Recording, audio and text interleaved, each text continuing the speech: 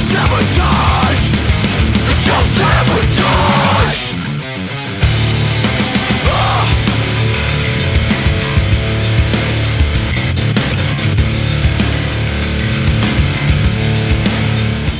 Here's the thing. I have no idea what to call this podcast. I don't know if it's going to have a name. It's just... We're going to call it Toby Talk. Okay. Focus my Toby Talk. I am here with my good friend, James. Hello. Thanks for inviting me to your house. You're welcome. It's, it's in a state of disrepair. There's some broken glass, but, it's a comfy place. Whatever. Listen, this is a podcast. We can be anywhere. That's true. Yeah, we're actually... We're at the Charlton. We're at the Charlton Hotel. Exactly. We're in a suite at the Charlton Hotel. Exactly. So we were just going to talk about movies. I mean, that's what I live for, baby. No, same here. That's what I do. Oh, well, that's literally what you... Yeah. Right. So we're going to talk about movies. We're going to talk about a number of things. Movies that are coming up that we're excited for. And then this comprehensive list I started a couple years ago, and I finally got off my ass and put it together and shared it. It's a good list. Thank you. I mean, I couldn't have done it without you and everyone else, so... I mean, you did it, though, and I didn't. So I just said, hey, I like this movie, and you put a whole thing together. I don't know. I see you at home, with some weird algorithm and, science experiments, coming up with, I didn't have any beakers, but it was a thing where I printed out the... So, all right, so let's set this up. Go for it. So the BBC, that's a cat behind me. He's nosy. No, this is not the first podcast where I had a cat in the proceedings. One time I did a podcast with a friend, and her cat sat on my phone and just purred, and I kept it in. And it's why not? That's awesome. That's awesome, yeah. So what happened was the BBC, I think 2 years ago now? I think so, 2008. No, somebody 3 years ago now. Yeah, around. Yeah. The BBC put together a list, they released it around, August, September, because for filmmaking, for American filmmaking, and for movies in general, August, September is kind of the dead period. It's just before, it's after summer, it's after summer time, it's before fall, and just before fall, the fall festivals where award season gets kicking off. So that list was kind of oh, cool, something we can talk about. Something. So the BBC asked 177 artists around the world to put together the top 10 list of the century so far, from 2000 to 2015-16, around there. And they compiled the list, brought it together, and for number one, the top three were Mulholland Drive, David Lynch, There Will Be Blood, Paul Thomas Anderson, and In the Mood for Love, Wong Kar-wai. What was number one? Mulholland Drive. Okay. Yeah. So they put that together, and I remember seeing this, and I was like, oh, that's pretty cool. I want to try to do my own. And I got maybe a good chunk, not even a good chunk. It was really hard just kind of getting people to do the fucking thing. I jumped on it. No, you jumped on. No, you're one of the into it. No, you're one of the few ones who really jumped on. Other people, it's you tell them the list. It's hey, what are the rules again? Oh, okay, this. And it's hey, when you need that list, I mean, whenever you want to. Okay, and it's like a month later, hey, you got the list? Oh yeah, I forgot about it. It's a list. I know people have lives, whatever. This is just a fun little thing to do, but sure. So I got I wanted to try and do more than what the BBC got as far as critics go. They got 177 critics. I got maybe 41, something like that. So not even close. I don't even know 40 people. That's impressive. So I asked a lot of friends. I asked a lot of colleagues. I asked a lot of people on Twitter I know. And I was going to try and do more, especially once I got things rolling. I was going to ask a lot more critics that I know. I was going to ask some maybe filmmakers in there, sure. But I just didn't got a chance to. So after a while, I was like, you know what, fuck it. Let me just see this list. Let me put it together. So over the past 2 weeks, I finally compiled the list, put it together, shared it on Facebook, and just put it out there. People kind of take it to it, and people were like, oh, I forgot about this. And oh, yeah, again. I kind of forgot about it. No, again, you got a life, so. Well, you know what? Let's be fair to you. You got 41 people? Yeah. The BBC, a humongous network right. of human beings, got a little over 177. Yeah, okay, you did damn good for one guy. All right, I'm impressed. No, thank you. One guy. I like this. Thank you for saying that. I appreciate that. So, I've been in the podcast mood lately. I'm gonna do more podcasts lately, and yeah, they're fun. They are fun. They're fun to do, and. Do you want to talk about your podcast a little bit? Well, yeah. I mean, we actually haven't started publishing yet, but we're in the middle of recording. It's called Stick the Landing, and it's a movie podcast. The whole I feel like some writer people are like, what the fuck? That's a TV thing. How can you take that from us now? It's like whatever. You can use it for movies. It's like a gymnastics thing. That's what I thought. It is. Okay. It is. But it's like so. It's really, especially in this in the decade of TV recapping and writing, when you get to like a finale. Okay. They're really kind of that's when a lot of writers like, I don't know, Sepinwall's done this. A lot of people like if the finale sticks the landing. That's fair. Yeah. That so makes that's a lot of sense. Yeah. I don't watch nearly enough TV to speak on that. But That's still a great title though. Thank you. Yeah, the whole point of it was to just talk about kind of acclaimed movies and talk about the endings of them, because I think a lot of people will love a movie and just forget about the ending, whether it's good or bad. You know, I mean, some movies. Oh, interesting. You know, I'm trying to think of like some off the top of the head. There's a lot of movies that I personally just like will blindly love, and I couldn't tell you the end. Like right now, if you asked me to tell you the ending of like the last scene of Inherent Vice, like it probably would take me a minute to get to it. Yeah, and you know the ending of Inherent Vice is probably my favorite shot in the whole movie. And I'm trying to. What is that? It's with Joaquin Phoenix, Scheisse. It's with Scheisse and Doc. They're in the car, and they're driving. Oh, and Scheisse says, you know, this. She repeats the line she said before when they had before they had sex. A really rough sex scene, and really rough. Yeah, like it was almost like, Paulie, what are you doing here? And it's and she says like, this doesn't mean we're not back together, right? Yeah. And he says yeah, and then it's like he looks in the rearview mirror, and his eye the light is on his eyes. And he looks at the rearview mirror, kind of looks at the camera. That's it. Sure. That's the last. That's like literally the last thing. That movie is weird because for this example, it's weird because like it doesn't really end. No. It's just kind of like it's got a good ending. I love the ending. I love what Robert Elswit does with lighting in his films, especially when he's good Robert Elswit. And it's like I love what that shot looks like. I love just how the composure and like the composition of it. And I love what Joaquin Phoenix's eyes in that movie are like. Yeah, bring it on. Yeah, so it's like I love that how the movie kind of focuses on his eye. Like for me, like I think I told you this a while ago, where it's just like I've gotten like the older I've gotten, the more I'm like if a movie does stick the landing, I will love it 100 times. 100 times more. It could be like, okay, the movie's good. Yeah, it's good. Like I'm jive with it. Not that good. Like it's doing things. And then if it's 6 and I was like, yes, I love this movie. Yeah, and eventually, I would love to have you on if we ever do this, but I think Whiplash is your go-to for that, right? You don't really love that movie at all. No, Whiplash is not a good example for me. I would do a Whiplash. I would do an episode of Whiplash, but it's like I don't like the movie. You don't, but you like the ending, right? I feel like we've talked about this. No, the ending is objectively good, and it's like as soon as it ends, like there's a whole conversation to have about the ending. Oh, of that that's movie. Interesting. You know what I mean? And that's kind of what we go for. You know, like. Right now, we're doing it in seasons, I guess. The first season we're doing is the 2017 Oscar, or I guess the 18 Oscar nominees for the Best Picture. I would say the year. It doesn't matter when they. Okay, thank you. Yeah, 17. Yeah. So yeah, I mean, we're basically saying like, okay, the Academy says that these are the best movies of the year. Like, do these movies actually stick the landing? Let's talk about that. And we've done a couple episodes, and hopefully we'll have them all recorded in the next like month or two, and we can start releasing them. Yeah. Yeah, I'd love to have you on. But no, please do. I know we talked about it before. No, absolutely. I was gonna say the one example is like Michael Clayton. Okay. Tony Gilroy's Michael Clayton, where the ending is George Clooney's in the car, or he's in the cab, like, where do you want to go? Just drive. And it just we just kind of follow, the camera kind of follows him. Yeah. And it just sticks on his face, and then it ends eventually. And I love the story behind that, because Tony Gilroy was like, they didn't block the street off or anything. They didn't talk to anyone. Didn't get permits. They were just like, fuck it, get in the cab. We're just gonna drive. Oh, that's great. Yeah, and it's like, and apparently cool. like, it was in a bit. It was. I don't want to say it's down. I forget where it was. I don't know if it's downtown, but it's like we're in the middle of like traffic, and Clooney's talking about like how there's one guy driving next to him and he recognizes him, and he's like, oh shit, is that Clooney? He's like, hey Clooney. Clooney, look over! Hey, Clooney! And, you know, George Clooney's filming a movie. He's just, like, just trying to, like, just kind of validate once it's this guy. That's amazing. Yeah. So for you, that's, like, a movie that the ending just did a lot for you. I mean, that whole movie does a lot. I love that movie. Yeah, that whole movie does a lot for me. And that's something we're going to talk about a little bit in this list we're going to go into. But that was 2007. Maybe the best year. That's an unreal year. It's insane. Yes. It's an insane year. That's probably the best year in our lifetimes.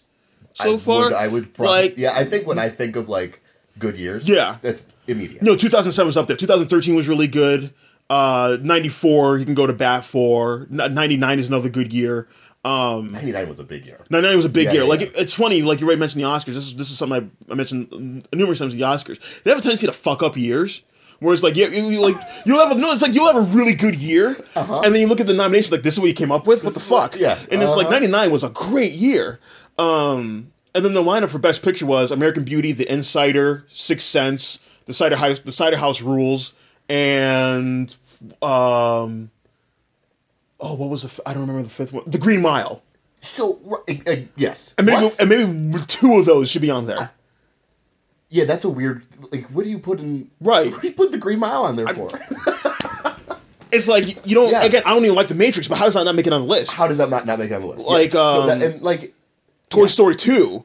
that's an unreal big year. It's an insane. Being John Malkovich, Spike Jonze got nominated for Best Director, but he didn't. Personally offended that Being John Malkovich didn't get. Yeah, like he got nominated for Best Director, but he doesn't make Best Picture. Like, come on. Like, what are we doing? Like, Election.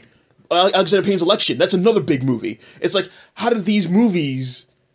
Again, like how you look at the list of films that came out that year. Yeah, and it's like, how did you? Yeah, I agree. They do it all the time. I'm a little. I love the Oscars, I should say, but that's why I'm very critical of them. I feel like they do it. I feel like they do it.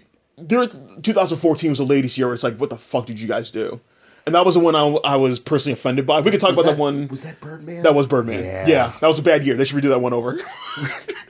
What if they did? What if they were like, we're doing 2014 again? Well, Bill Simmons on his podcast, he talks about this every once in a while, where it's like they should redo it every 10 years. Or he said like they should do the Oscars every 10 years.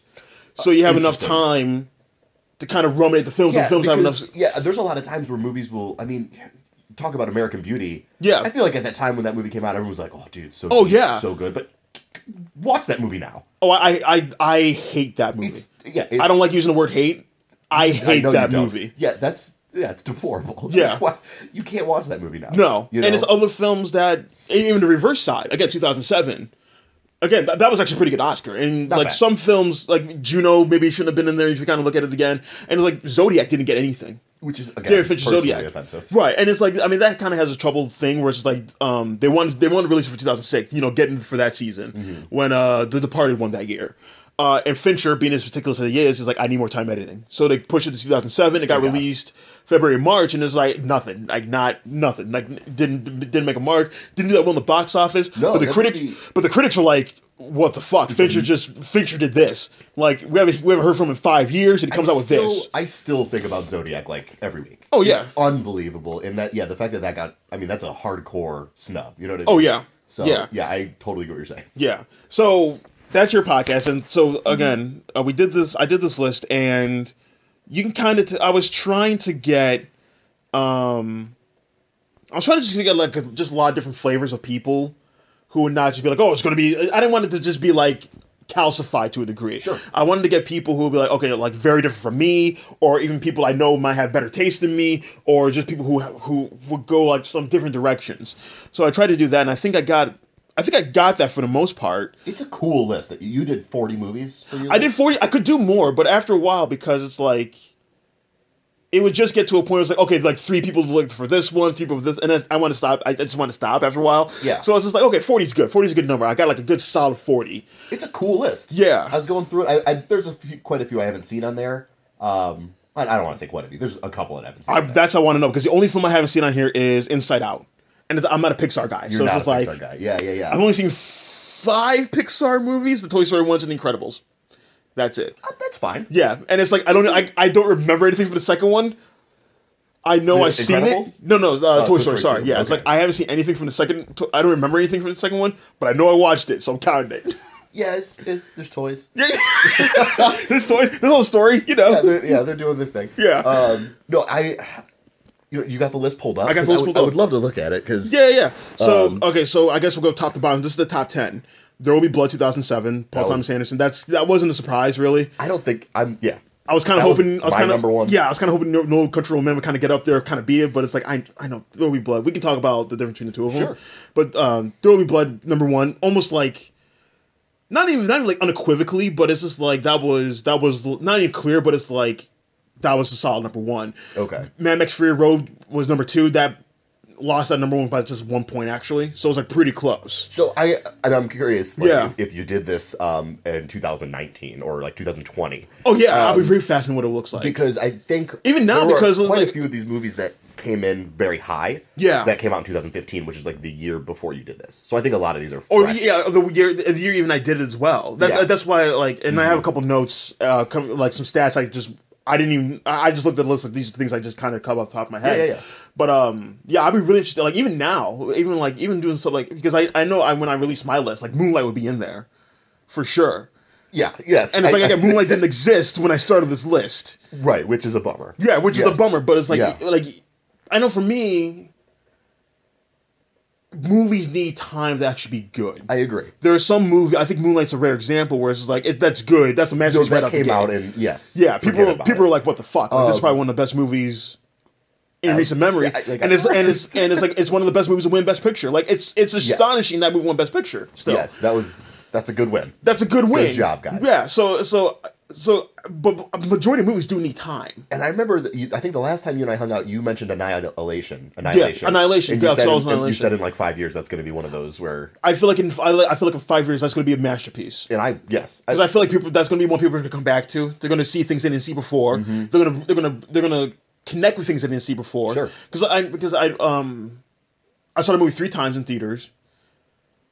And the first time I missed, like when they go into the house in the Shimmer, it has the same layout as Lena's house at home. At home, Unbelievable. And it's like I remember I listened to a podcast talking about the movie. It's like, oh, how did I miss that? I think I might have actually caught that on the first time, which is unlike me. I do not catch things easily. I definitely need repeat viewings. But I think I caught that on the first time, and it just like seeing that house in that movie fucked me up. I was just like, where's this movie going? This is her house. Like, and even stuff like that, how that connects, like what's going on with the stuff in the lighthouse, like everything. So I feel like that movie is really gonna catch on like in a couple years, and especially like again, it kind of sucks how Paramount didn't have faith in the movie, and Netflix kind of has the rights, international rights. So I feel like a lot of people.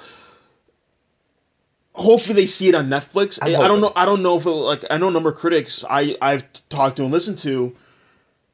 Internationally outside of America, they saw it and they're like, the movie's good. I wish I saw this on the big screen.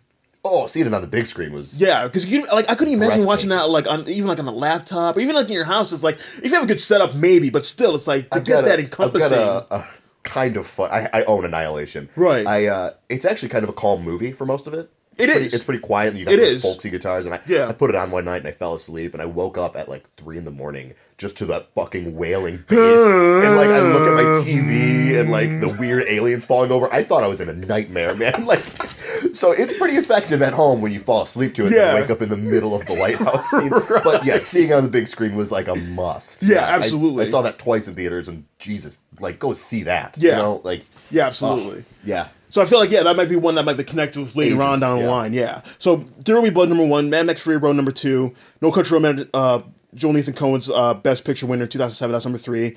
Eternal Sunshine of the Spotless Mind number 4 in 2004. And I feel like that's one that a lot of millennials really connect to. Oh yeah, that's a hardcore. Because and that's 2004. That's when a lot of millennials are like a little older. They're going to watch movies now, and it's like, okay, now I can watch something a little bit more. That plays with the format, that does things I'm not really used to, and that was like really smack dab in the year. Or in that time period. And not to talk down on the movie or the people who love this movie. Not at all. But this is such when this movie came out, if you were in high school, very much so. You were a smart, like, introverted, emotional person, and you went and saw this movie, and it lands for you. Yeah. Yeah, so, I mean, I'm not surprised to see that on here. No, not at all. And I was a little surprised to see it that high. That was my thing, because I don't remember what... I should probably pull the BBC list maybe later, but it's like, I remember... I don't think it's in the top 10 for the BBC, but it is pretty high up there. Okay. So I think it's got maybe a more appropriate ranking. I probably should have done this before I got here, but it's like, I would have loved to see the difference between like the BBC list and my list. Oh, yeah. Because we have 5 movies in the top 10 that share the same. Okay. And then everything else is kind of like topsy-turvy. Like The Dark Knight is in my top 10, unfortunately, quote unquote. And for the BBC, it's number 36 on theirs. That's more realistic. I think that's more realistic. Yeah, no. What is it? 7 in yours? Oh, well, we'll get to it. Yeah. So Inglourious Basterds number 5. The Dark Knight's number 6. Okay, number 6. Yeah, that's high. Yeah, that's high. Really, I know, I get it. Everyone loves the Dark Oh, Knight. absolutely, yeah. I get it. Again, like the same thing, like how Eternal Sunshine really hit for a certain demographic in that age group. Oh, yeah. Dark Knight did the same thing, and especially for, again, knowing as comic book readers like us. Yes. That was like, oh, finally, we can take Batman seriously. Yeah, despite the fact you always could. It was like a weird, like, vindication thing where Yeah. everyone was just like, see, it's Yeah, real. it's like Calm down, everyone. I feel like I got a lot of problems with the Dark Knight, and I've talked about. I've been on record, of the Dark Knight. I feel like that's the worst problem with the Dark Knight. They took it realistically. I don't think it aged well in that regard. I agree. Because Nolan's been on record. Like I want to really kind of do a Michael Mann movie with this movie. I kind of want to do Heat. Clearly, very obviously. And it's like, yeah, that's cool, but it's like you still have a guy dressed as bad who fights crime in the middle of the movie. So it's this tonal thing. Yeah, I don't think jives well at all. And I unfortunately saw it like 4 times in theaters. Like the more I saw it, the more I'm just like, I don't think this works, man. No, I think it's fine, and I guess it makes sense that Nolan made it, and yeah, it worked. You know, everyone lost their minds. Yeah, but I think I'm not going to go too in depth with this, but I think Batman Begins is a better movie because absolutely. It's lending itself to its comic book. It's lending itself to the comic book. It's doing that. The screenplay. Easier. It's a little. I don't even know cheesier. It's more comic booky, yes, and I feel it works. Mm-hmm. The script is. I think it's the best script out of all 3 of them by far. That's my favorite one by far. Yeah. Yes. Yeah, it's. Christian Bale, it kind of centers Christian Bale in the proceedings because the other 2 don't. No. Like Heath Ledger is only the star in that one, and Tom Hardy in the 3rd one. But this one really focuses on like not only are we going to concentrate on Batman, but it's just like who is this man? Right. And he does the same thing in that one that Ang Lee does in Hulk. Even though Batman Begins is obviously much more successful at this, but it's like this is a director who's not a comic book person. Nope. He's interested in Bruce Wayne. He's interested in Bruce Wayne, and Nolan took this as an assignment because it was supposed to be Darren Aronofsky who does the new Batman version or whatever, what have you, in 2005. But it's like, it's almost like what would a world look like if Christopher Nolan hired Aronofsky instead of Zack Snyder for Man of Steel? It's like probably a better place. Probably, and like, listen, I'm not gonna pretend like I didn't see Man of Steel 5 times in theaters. Oh, God. How dare you? There's just some stuff in that movie that really works for me. How dare you? You know, most of it taking place on Krypton. But, no, the Krypton stuff's actually good. It's really good. There's some good stuff in that movie, not a lot of it. No. But, yeah, I mean, what if we got an Aronofsky Superman? What if we got anything else? Because the whole DC movie universe right now is just... It's like... who knows what's going on? It's like a weird aftermath of what Snyder had put together. Right. And now it's kind of like, I guess... We'll just make a couple Joker movies. Right. But, so Batman Begins, you have this guy who's not a comic book. He's not a comic book aficionado. He's kind of doing this on spec. He's kind of doing this as an assignment, so he can kind of have, like, a different viewpoint of this. Mm-hmm. And he's more interested in Bruce Wayne, like, what makes someone want to do this? Right. So that's why when you watch Batman Begins, we don't see Batman for, like, maybe, like, first 45 minutes. Yeah, I was about to say, like, 40, it's a while until we see Batman, so because it's really set on the fact...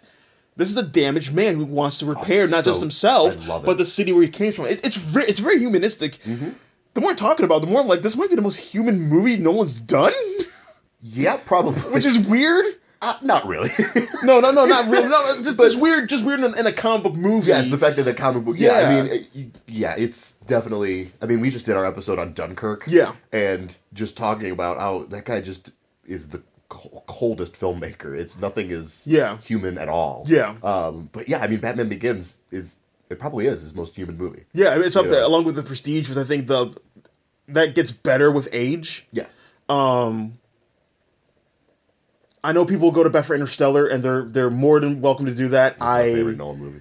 Huh? That's my favorite Nolan movie. Oh, is it? Okay, that's the one that I was like, listen, man, I didn't like it in the first place. I gotta stop. That's fine. We can't do this. I can't do this anymore. That's fine. I'm not gonna defend it because there are problems with it, but that's another one that just like does a lot for me. Right. But yeah, it's not a good humanistic movie. No, it's not. No, and it's like I think that movie like blatantly shows how little he understands about how humans react. But it's like for a lot of people, I feel like that's kind of the juice for that movie because it's like you see someone try. Yeah.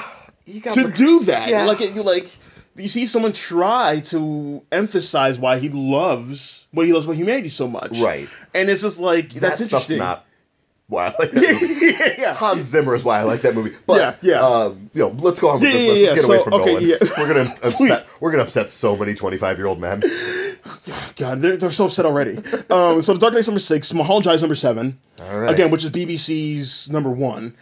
Tree of Life's number 8. Pan's Labyrinth's number 9, and Children of Men's number 10. So that's kind of the top 10 That's your on the top list. 10. Okay. Yeah, and again, Pan's Labyrinth is another one for, I think, for a lot of these 20, 30-year-olds, where it's like, that got to people like, and friend, I know a lot of people, like, that was their first foreign film movie they saw in theaters. I didn't see that one in theaters. I couldn't tell you what my first foreign film was. I couldn't tell you mine either. Like, I know I saw a bunch of them, I couldn't tell you off the top of my head. I know for a lot of people in that demographic, like, that was like the first one. It's like, oh, shit. That was probably the first one that I said, oh, shit, to. Yeah. Because I remember watching that. Or the first rated R movie as well.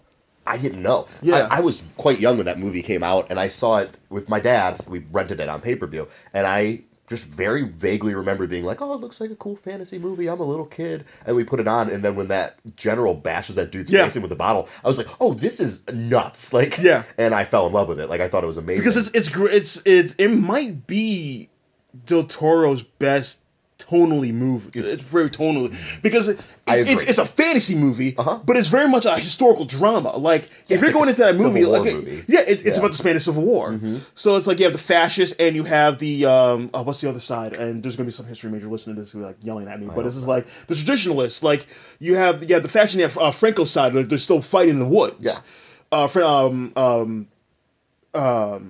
President Franco, who was a dictator for Spain till like the 70s. And it's like they're still fighting, so it's like you're getting a lot of history in this movie. A lot of history, yes. In a way that doesn't really hold your hand. This is almost, it kind of just throws you in. It's like, oh, you have this evil general, but he's still the evil general for the guy who rules the country. Yes. And at the same time, you have this little girl who's coming of age story that deals with a fawn. Like a crazy eyeball hand man. Yeah, with a pale man. And it's man. Yeah, I always find it fascinating how the pale man kind of walks away from that movie. He's barely in the movie. Barely. He's like kind of an icon of Del Toro fans. He is, and it's like he's maybe in the movie for like 8-10 minutes at most. Yeah, like he's barely in the movie, but he's like when you see it's like the stuff that comes out of Del Toro's mind. I love it, and it's like that's like you said, that's an icon of what happens. You can recognize Del Toro stuff from a mile away. Yeah, and I like that about him. Yeah. Like those Hobbit movies where they were movies. Again, there's probably a better world where it's like Del Toro just did the one Hobbit movie. Yes, I agree. But there's some orc and troll designs in those Hobbit movies that are so clearly ripped out of his mind. Yeah. Because he was definitely involved with those movies. But it's clearly Del Toro. It's interesting hearing Del Toro talk about, like, he's one of those filmmakers, like Scorsese's another one, the Coens are another one, where it's like Spielberg is maybe the number one of all, and who's still alive. But he's a director who gets attached to so many things and just doesn't do them. Spielberg being number one. Yeah, yes. And then Del Toro. Yeah, that happens a lot to him. That happens a lot to him. And Del Toro has expressed such almost like it's a bad breakup he doesn't want to talk about. Yes. Whereas like he doesn't like to talk about The Hobbit because it's like I was all in on that. He was. And he doesn't talk about like what creative differences, quote unquote, like what happened. But he feels the way he talks about it is like it's like a lost lover There's of like his. Sorrow in his voice. There is. It's like, oh man, buddy, you want to have some drinks to talk about it? And it's like there's that, and there's like the Universal Horror universe they want to do. Because they went to him directly. It's like, do you want to helm this? And he's like, no. Which, you give that to him. And it's like game over. It's game over. Yeah. That's something that's really right up his alley. Yes, like, it is. Yeah. He's talked about how those movies and monsters really influenced him as a kid. Clearly. And it's just like, oh man, why didn't you do this? Yep. Yeah, with the Hobbit movies, I mean, the Lord of the Rings trilogy was my number 2 for my list, and it was hard for me not to put those as number 1. Those are some of the most important. Lord of the Rings is probably my favorite thing in the world. And again, 2003, that got you in the right time. Yeah, I mean, really did. Mm-hmm. Yeah, kind of changed me like artistically and all this kind of stuff. And Jackson hasn't really been the same since. No, he really hasn't. And which again, I feel like I don't think, and I want you to keep going. Like yes. I don't feel like King Kong's a great movie. It's a bad movie. I love it. I was gonna say I think it's a good bad movie. It's a great bad movie. I think it is because it's like it's a movie that I watch, and I'm actively going, this, what? Like, It has no business being that long. it's like 9 hours long. Yeah. It's so long. But it's like, I joked about this with a friend who does like the movie, but again, he does the same thing. He's like, oh man, there's not bad things about like it still. It's like, if I just got a supercut of all the stuff with the Anne and King Kong, Great. I would love that movie, like wholheartedly. Yeah, and like the chemistry they have, it's very tender. I don't get it. He's such a weird. Yeah, it's such a weird thing for that movie to highlight and do well. Yeah. Yeah. But yeah, getting back to the Peter. I was so loyal to Peter Jackson after Lord of the Rings. Absolutely. Why couldn't you be? You know what I mean? He was probably like, I mean, he single-handedly changed how I thought about things. Yeah. You know, and when The Hobbit was announced, Yes. if you had asked me at the time, like, oh yeah, somebody else is going to direct The Hobbit, how do you feel about that? I would have been like in tears, you know. And then there was those rumblings that Del Toro was attached, and like I was like, oh wait, no, that's the one guy. Like, yeah. do it, you know. So it was, you know. Then Peter Jackson did what he did, and I blindly love it, but it's bad. And I would have loved to have seen Del Toro take on The Hobbit, yeah, for sure. That was a conversation I had with a friend. Like, every decade we have like one film that kind of changes the game. Mm-hmm. 90s was Goodfellas. 80 was probably Raging Bull. 70s was The Godfather. Like, you kind of go back in time, you kind of look at these one movies in the beginning of the decade. You could pluck one at the beginning of the decade, like, oh, that kind of sets the tone for the rest of the decade. Yeah. I feel like in 2000 it was Lord of the Rings. Because not only, again, for a demographic, for a age demographic that really hit him at the spot at the right time, that movie changed how blockbusters were made. Oh yeah. And it's like, big time. Yeah, I mean, because after that, like, you know, Harry Potter just kind of came in around the same time, and then once Harry Potter finished, it's like, okay, we need something else, and you don't get Harry Potter if you don't get Lord of the Rings. No, you don't get that Harry Potter. No, yeah, you don't get the Harry Potter Lord of the Rings. I agree. You don't get Twilight. No, and Twilight made, again, say what you will about the quality of Twilight, it made a lot of money, and it was really impressive for a lot of people. Yeah, at that certain time period. So I feel like that's my case, where it's like you kind of look at the beginning of the decade. Lord of the Rings was kind of like, that was it for that decade. Oh yeah, yeah. I mean, right in the beginning, that was 2001. Was the first? 2001 was the first one. I was 9 years old. Yeah, and that movie like hit me like a fucking train. Yeah, you know. And then later in the decade, we had The Dark Knight, which I think unfortunately has influenced a lot of films up till now. I would agree that unfortunately it has. Yeah, because like even Sam Mendes, when he made Skyfall, was like, oh, this is I took a lot of influence from The Dark Knight. Like, yeah, no shit, I could tell. Even like Mission Impossible Fallout, there's a lot of Dark Knight in that movie. I have not seen Fallout yet. Oh my god. I know. It's great. I love Mission Impossible. Yeah, no, it's great. It's great. But it's like there's a lot of Dark Knight in that movie, and it's like it's really influenced a lot of how filmmaking has progressed over the past couple of years. I find it fascinating. I don't know why it's that movie, but it has. It was a very big. It was a big one. You know. In this top 10, I think it's interesting that Pan's Labyrinth and Children of Men kind of rounded out. Okay. Because the Three Amigos are incredibly successful now. Yeah. They've all got their Oscars now. They've all won Oscars. Inarritu has won 5 Oscars since 2014. He won 3 for Birdman. He won for The Revenant, and he won a special honorary one for a virtual reality movie he released at Cannes. So the guy's won 5 Oscars in 4 years. Dude, that's disgusting. That's exactly so much. And I feel like, honestly, I think he's the worst of the 3, but that's just me. I would agree. I'm on board. You no, can say it louder. No. I'm on board with that. I'm whispering because I loved Inarritu in the beginning. Sure. I loved especially his first 2. Amos Perros, 2000. He released in 2000. That was when he did Mexico, and then 21 Grams. Okay. That was this big Hollywood movie he did with Sean Penn. Right. That might be the only Sean Penn movie I actually like. Sean Penn, Naomi Watts, and Benicio del Toro. And then Babel he did in 2006. And now Babel, I feel like, is dumb if you think about it, the plot too much. Because it's like, you have this Japanese businessman who gives a rifle to a hunter in the Middle East that shoots Kate Blanchett, who's on vacation with her husband, whose kids are still in Mexico, who get lost in the wilderness. It's dumb. It's a dumb movie when you think about plot-wise. But once you kind of move that away and just focus on the story of each character, it's really kind of harrowing. The Japanese girl's story, Riko Kaikuchiki, brought me to tears. I feel like it still stuns me. She didn't win the Oscar that year, unfortunately. Yeah, and I feel like Javier Bardem's performance in Beautiful, which he does after Babel, I feel like Bardem's performance is the best performance Inarritu has gotten in his movies. I feel That's like Riko fair. Kikuchi is the second best. It's incredible. Unbelievable. Yes, what I that agree. woman did in I that agree. movie. Yeah, if nothing else that I take away from Babel, at least I got that performance. Absolutely. You know what I mean? And there's a lot of good performances in Babel all Yeah. throughout. Yes. And then he does Beautiful, which is almost like a parody of Inarritu, where it's just like it's incredibly depressing. Like Yeah, it's a really dark. it's almost like so dark. It's like, dude, crap, light the fuck up. It's You're like, right. and then You're okay, man? yeah, that's what. Honestly, that was almost my analysis when he did Birdman, because he saw what happened with like Oh, he dude. did. Because he sees what Del Toro's doing with maybe like Pacific Rim and other films like that, and he sees what Alfonso Cuarón's doing with Gravity. And he's like, yeah, maybe I should move into that space. He knows Birdman, and it's just like, Birdman's fine. Birdman It's is fine. It should have won Best Picture, but it's fine. No, it should not have. But won Best Picture. even though it won Best Picture, that's a movie where it's like that might be the weirdest Best Picture winner ever.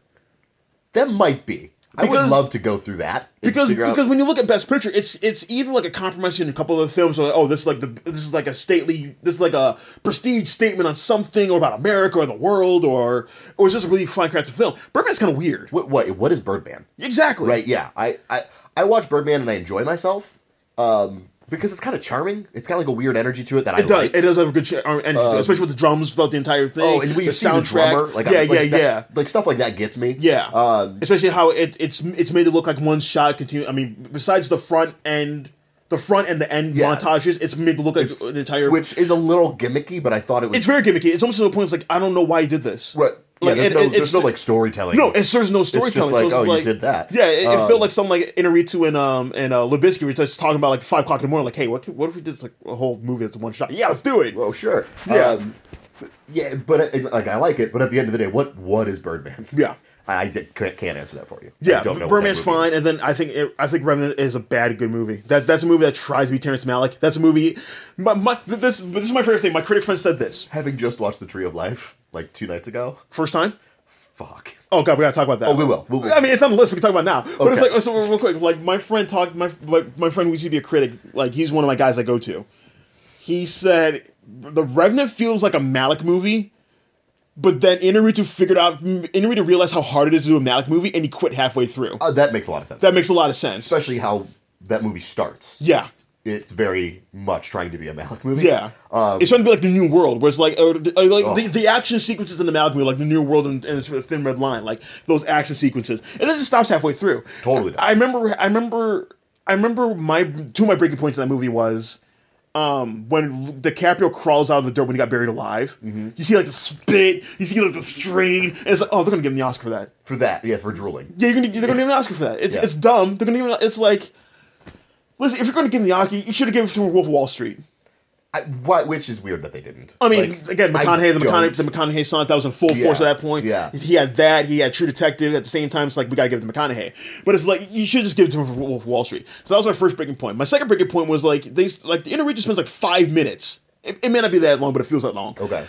Of watching DiCaprio and like the other person he's with that kind of heals his body, like catching snowflakes on your tongue. It's like, listen, I know you're trying to go. I know you're trying to go for meditative. I know you're trying to go for poetic, but it's just like, speed the fuck up, man. Yeah. Yeah. We get it. He's just like, move on. Like, even like, listen. Say what you will about like current Malick right now. Well, I still love current Malick. I think even he was saying this thing is like, all right, so what are we doing here? Like, yeah, man. If Malik's telling you to hurry, right. I feel like I would be like, hey, come on, like, eh.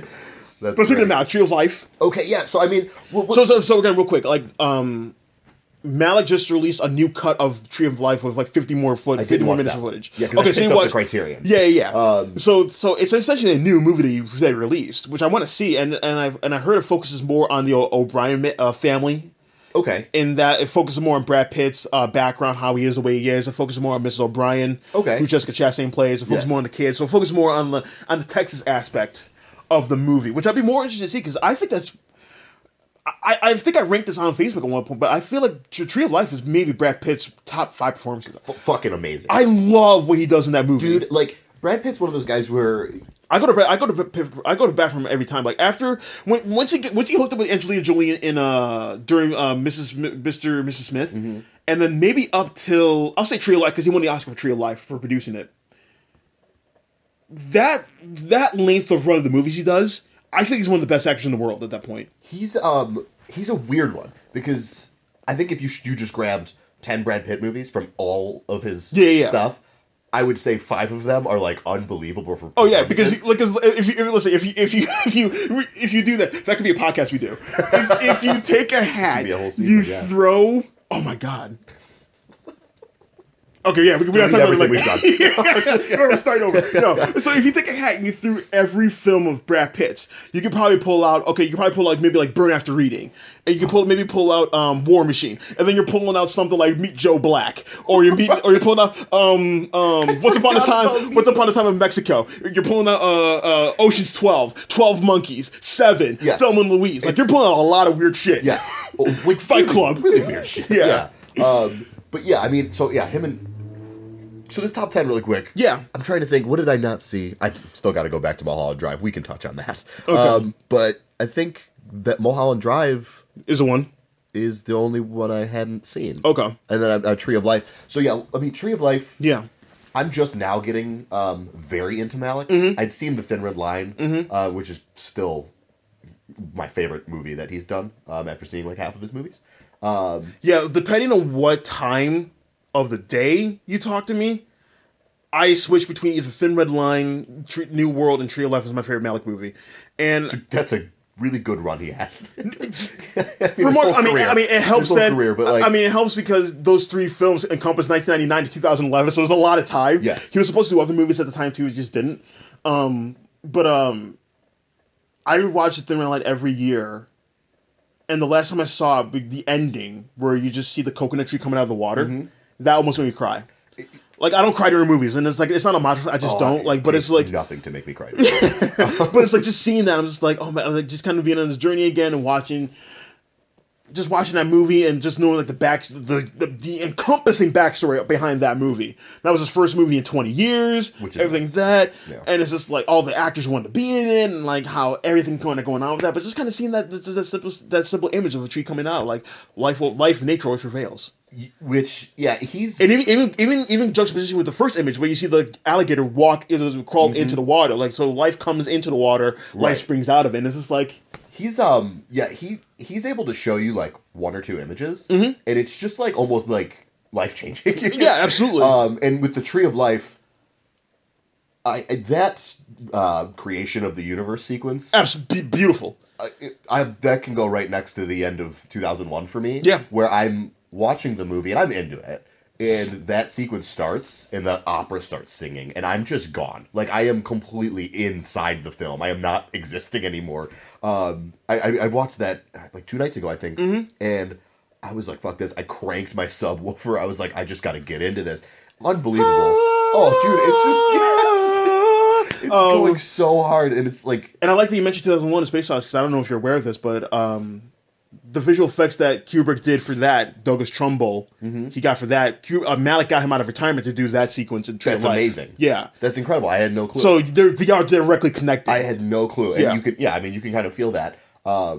Tree of Life fucking hit me like it was great. If I had remade my list, I probably would slip that somewhere in there. So I'm glad that came up pretty high. No, I am glad too, because I know I got one of my best friends, he hates that movie, and we fight over it. It's Malick. Malick's decisive. I get it. You can't sell him. You really can't. And it's like, so I'm really glad that made it that high. There's another film we're going to get to. I'm over the moon and made it that high. Okay. So after Children of Men, so 11 is Social Network, David Fincher. Good. Which I think is good, and it's like, a lot of people have that as his best film. Which I get. I feel like Zodiac is his best film. If you want everything, if you kind of want to like crack open Fincher and see what makes him tick, I think you get Zodiac. But I feel like The Social Network is almost like the pop version of that to a degree. It's very much so. Yeah.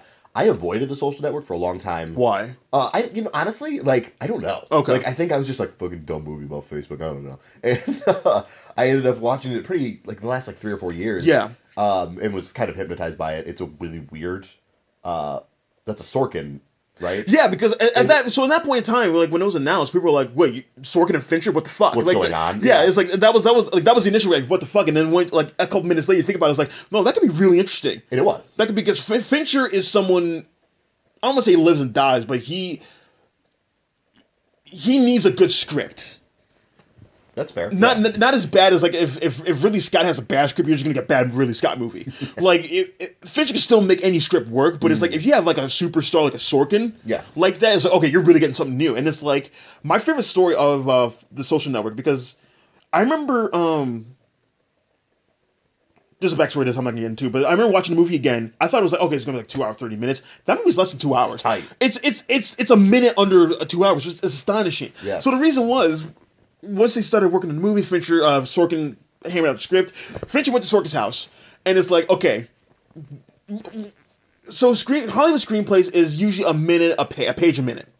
So most screenplays are usually 120 pages. Sure. Social Network was, I think, 165 pages. Okay. So Fincher went to Sorkin's house and like, okay, we're going to read through the script, and we're going to say the lines as fast as possible to get it under 2 hours. This is the thing that happened? This is the thing that happened. So when you watch the movie, they're talking so fast. Things are happening so fast. It's edited so crisply. And I think it won the Oscar for editing as well that year.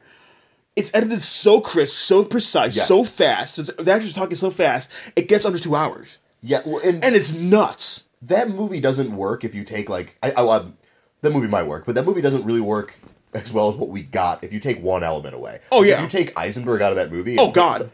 like him talking that fast and Yeah. zipping through is so natural and Yeah. like he's so neurotic the whole movie. It's like, oh shit, this is like okay, go. Yeah, you yeah, know? yeah. But yeah, I love this. And it's funny because it's like, you know, a lot of people back then, I mean, it should have won the Oscar that year, like hands down. Hands down. I mean, unfortunately, King's Speech won a year, but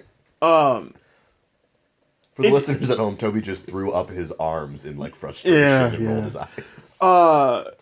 Back then, that movie, people were kind of like, oh man, it's kind of rough on Zuckerberg. He's just a kid. He just makes Facebook. You know, just with friends. You watch that movie now, it's like, oh, it's not hard enough. that movie left a lot on the table. They could have crucified him. Considering everything that happened with the election, social media, you know, going to Congress and testifying against them in front of them, like like what he's done now. What he's done now, like Yes. he's at the quirky little kid who made it. Like, nah, man, like this is a guy who probably wants to be president. So you really could have. Yep. You could have done anything. You could have, like, yes, it's funny. It's like, oh, the movie kind of like let him go easy. I would agree. Yeah. Yes. So it's funny in those regards. Yep. Number 12, Spirited Away. Oh man, and I just did my Miyazaki You ranking did. on Facebook. A lot of people were mad at me. All my friends hate me now. It's because I wrote on a post.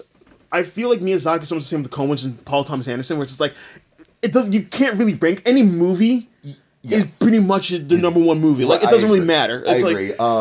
I mean, I know you and I have had that joke about Paul Thomas Anderson for a while. I've always joked about that with like my buddy Devin. It's like every movie he makes is like that's number one. Yeah. You can slip Hard Eight at the end of that, but like what? Like it's his first movie, so whatever. But it's like, every movie, it's like you can make a case for number be number one. Same thing with Coen Brothers. Same thing with again, you can kind of bring on the list. But Miyazaki's up there. Yes. This is the guy that has Spirited Away, Princess Mononoke, Kiki's Delivery Service. That's a disgusting 3 movies. That The Wind Rises. Unbelievable. It's like that's 4. Those are 4 hardcore masterpieces. And then you're talking about like Valley of the Wind, you're talking Castle in the Sky, you're talking Howl's Moving Castle. Yes. It's like every movie he makes. It's astonishing. I think if you took every Miyazaki fan in the world and that'd be if you did like a huge poll. Yes, I mean, like you might end up like flat because you're right. Yeah, his movies hit so many different like emotional cues for different people. Yeah, you know, I Kiki's my number one. Yeah. And there's some people out there who are like, "What? Kiki's just riding around on a broom." Stunning. Kiki's a stunning film. Unbelievable. I remember I watched that. First time I watched that. The ending. Fucking. I was like at a football game. I was like standing up. I was like, "Come, Kiki, you gotta grab him!" And it's like you know Kiki's going to. It's that kind of movie. You got a foam finger. That's Kiki number one. Yeah, it's like I'm like run, go, go. Yes. And it's like I saw the midnight showing at the Maynard Theater. That was a full house, packed. Unbelievable. People were dressed up. I would love to go to that. Yeah, people were dressed up, and it's like that was a fun time. Like Kiki's a beloved movie. And with him. I get why people would say Howl's Moving Castles are number one. I know you don't love that movie. That's the one I kind of hate. Right. But, like, I can see it. I can see why, and, like, I get why some people, I mean, you could pick any of his movies. Yeah, and yeah, I would yeah. be like, yeah, I get why you like that. No, so much. absolutely. I get why you love that movie. So Again, much. like Castle Cagliostro, I love that movie. So fun. It's so fun, It's a and blast. and Spielberg has mentioned like that's an extra film that really influenced me, and you can see it later. You can always kind of see it in like in Indiana Jones. Yeah, that's actually I didn't know that about Spielberg. Yeah. But yeah, saying that like you throw in like Catch Me If You Can, like that. Yeah, yeah, there's a you lot can of tell that in there. I can see that. Yeah. So it's like, and that was Miyazaki's first film. Yes. And it's like I love that film. That's another film I try to watch every year. And I saw that in my friend and I that I do my other podcast with. We saw that on the big screen last year. Yeah. With the bad dub, and it's like, oh man, I got like that was the first time we saw it too. It was like and it's like I brought it over. We saw the dub. I was like, oh, this is the dub I'm used to, hearing from Lupin in the West and everything like that. Yeah. But no, me like, and I say this all the time. I feel like objectively, because you touched on it really well. Like Miyazaki, like emotionally, he's like one of those directors that really kind of hits you over the head. Mm-hmm. Objectively, I feel like Spirited Away and The Wind Rises are his best films. Like, as far as filmmaking goes, as far as technical, right? Just as far as like, and that's Spirited Away. He won the Oscar for, correct? that was when he won the Oscar Okay. for.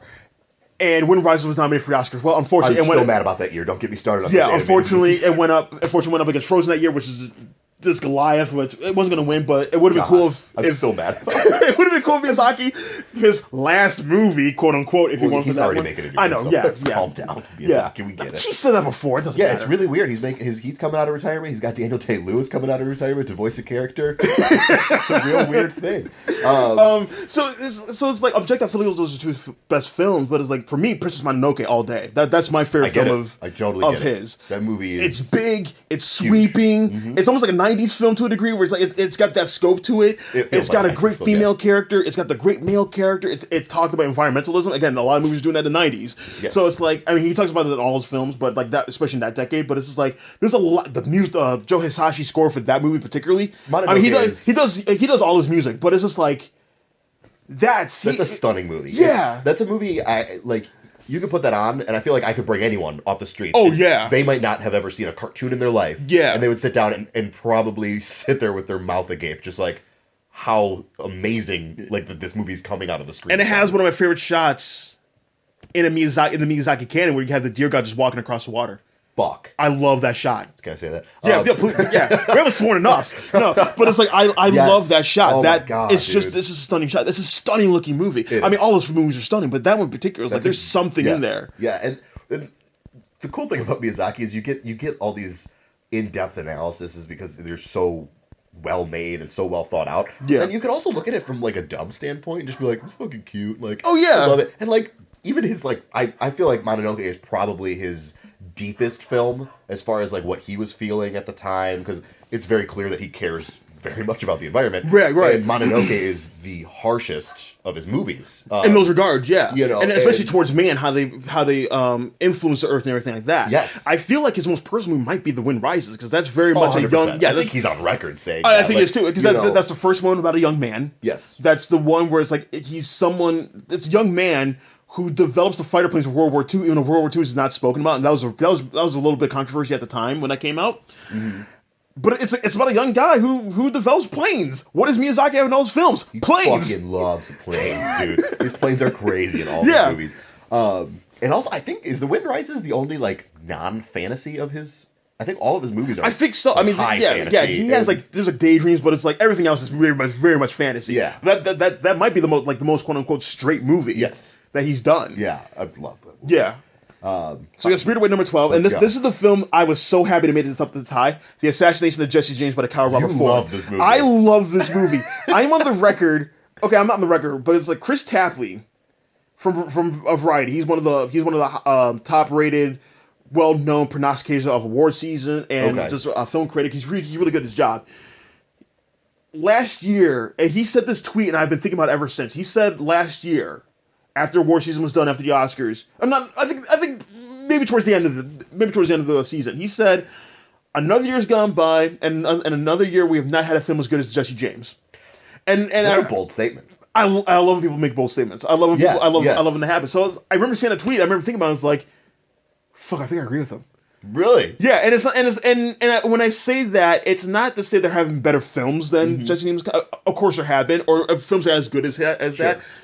there was something about Jesse James that it's just so mesmerizing, just fucking It's a special movie. It's a very special movie. And there's a lot of really interesting performances in it. Not only that, like, because that came out 2007 as well. So there's a lot of people in that movie that they're in there that aren't as big yet. They haven't popped yet. Yeah, like the big one's the big one's Jeremy Renner. Renner's in it. Renner's in it. It's like you don't even think about that. Or Rockwell. Rockwell was a character actor, but he still hasn't hit yit. Yep. So Rockwell's in there. Casey Affleck, who really popped yet. Yeah, he got nominated for that movie, but that was like, okay, this is something we have to watch out for. And I love Brad Pitt when he did his interview with GQ after splitting from Angelina Jolie. He talked about it was one of my favorite celebrity profiles in a while. He talked about like how Jesse James is his best movie, and Brad Pitt is always someone who has pretty good taste. I remember reading him as like, attaboy. He knows. He knows. He's proud of that one. Yeah, he's proud of that. That's cool. what he said. He's proud of that one. That's cool. He won the Best Actor award at Venice for that movie. There's a lot of hype for it. It's just no one watched at the box office. Warner Brothers. That's one that you never hear about. Like, no, it's not out in the open. No, but I feel like if you talk to cinephiles, you talk to other people. That's one that's a special one in the heart. Yeah, absolutely. And it is you. I think mesmerizing is the best word to describe that movie. Yeah, because there's nothing like over the top exciting going on in that movie. It's a movie that has its plot in its title, and it's 2 hours and like 45 minutes long. Yeah. So even after Jesse James was assassinated, the movie keeps going on for a good chunk of a while, and it's just kind of like you see the ramifications of it. But it's a movie that tells you what it is, and it still gives you something more. Yes. And it's a movie that very much takes its time in getting to where it is. Like there's one shot where it's like Jesse James is on a horse and he's riding to a cabin and the movie just stays there, just watches him come to the cabin, and after like it kind of fades in and it starts like he's in the distance and it kind of fades in where he's in the foreground, but the movie just stops and it's like we're just gonna watch Jesse James on a horse come to a cabin, and it's like Brad. Yeah, and it's like that's what that movie is. Yes, tons of that. And that was probably the first Casey Affleck movie where I was like, "Oh shit!" Oh, absolutely. You know what I mean? Because he was a kid brother in Good Will Hunting. He's in the Ocean's movies. He doesn't really have much to do, but this movie is just like I just watched To Die For again today, and I was like, "Oh shit!" Exactly. Yeah. But it's like this is the movie that kind of really just sets up. He's fantastic. Like he may be Ben's kid brother, but he's better at acting than Ben. No, and I think Ben will say that as well. And even what kind of went on like Manchester by the Sea and like the allegation against him and all that stuff. Like I don't want to brush that aside. That's something to take seriously. But he is still a good actor. He's a talent, man. Yeah, absolutely. So that was Assassination Jesse James. 14 was The Royal Tenenbaums. You love Wes Anderson. Oh, I love Wes Anderson. I love him so much. So that again, I feel this is another one like that just really kind of hit for people. Yeah, like that same time period. Time. This is like what year did this come 2001. out? 2001. Okay, this is prime for being a poster in every high schooler's bedroom. I think I put this movie on my list. Yeah, you did. My list was composed of some weird shit that was like maybe I didn't love the movie, but it had a big impact on me, or like I've grown out of it, but it still inspired me. Whatever. This was one of those movies where like I watch it now and I'm like, whatever. But I remember like the first time that might have been the first Wes Anderson I've seen. Okay. And I was like, whoa. Because he just did Bottle Rocket '98 and then he did that. So he had the two. Yeah. And he had Rushmore before that. Oh, sorry, Rushmore. Oh God, Rushmore. I forgot about that. Rushmore for sure. But I mean, that was the criteria I had for this list. I had the two rules. It was like it had to be from 2000, 2015 or the time period present, and you have to rank them.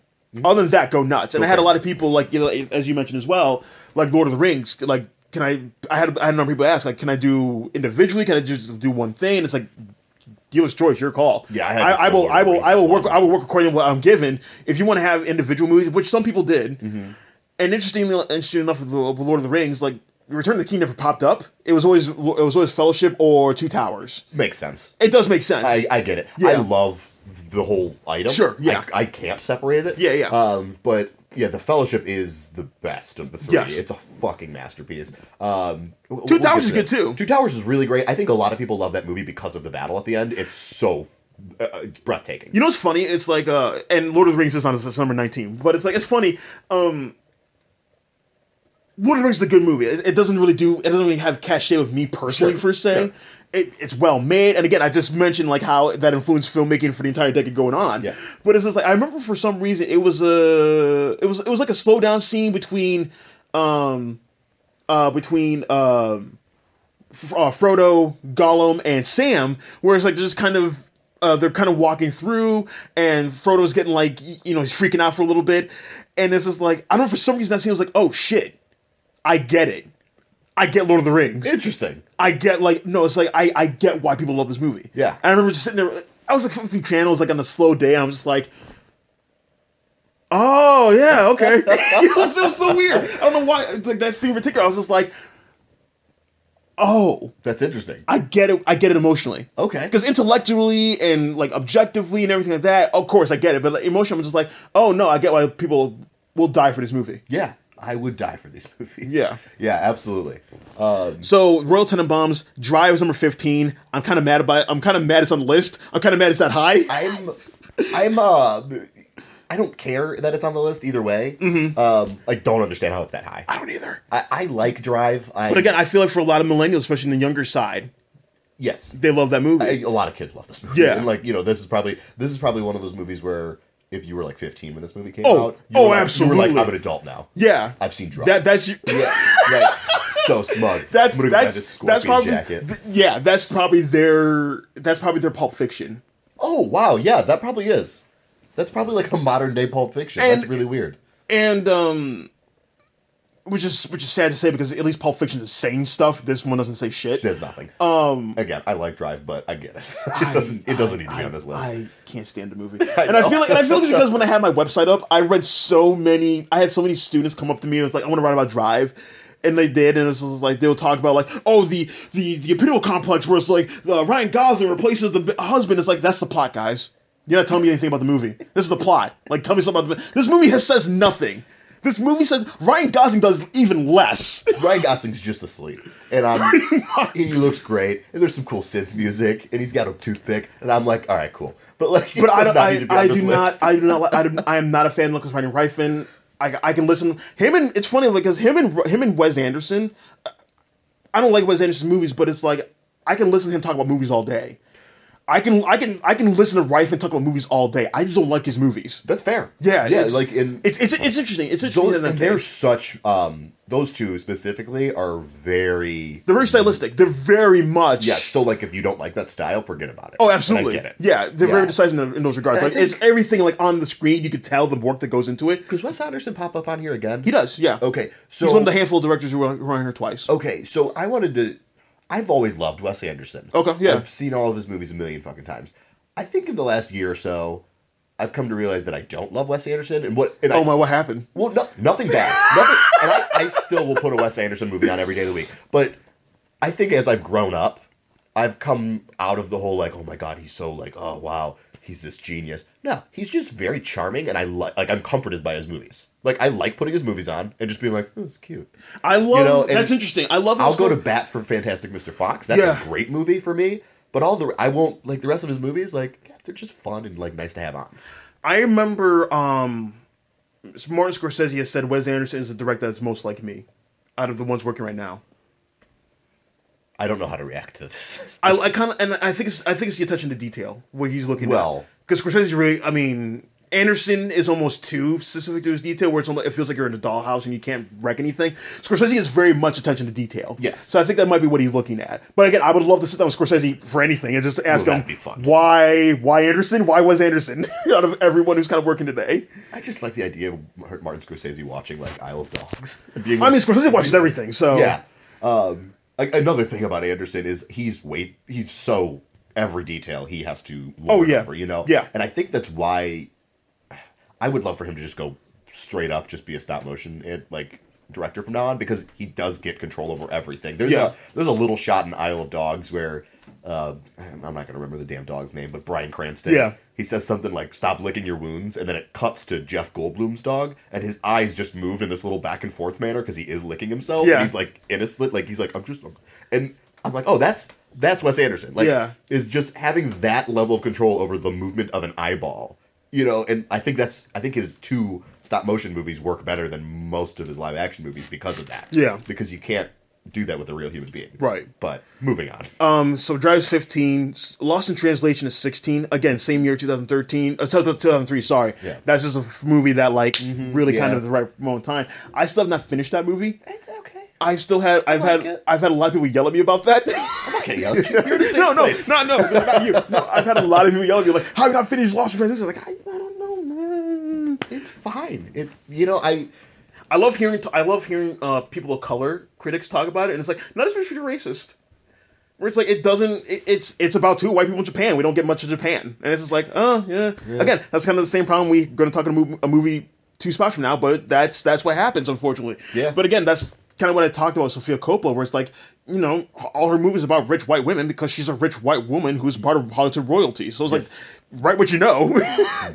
Which she does well. She does well. So that was one of the big problems with the Beguiled. Where it's just like, how can you have that movie set in that time period with no black people? There's not one black actor. Not one black people. Not one black person in the entire movie. And it's like, at the same time, I think Ira Madison talked about this on Twitter. It's like, do you really want Sofia Coppola talking about race? I'm like, yeah, that's a good point. What's she know? Yeah, when you put it like that, that's a good point. And when she talked about it, she's like, I'm not really the person to talk about that story. And it's like, at least you know. So the follow-up question is, why would you make the movie?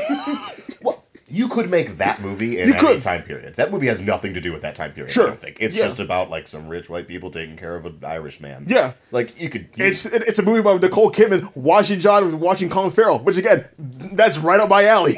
Oh, yeah. Big time.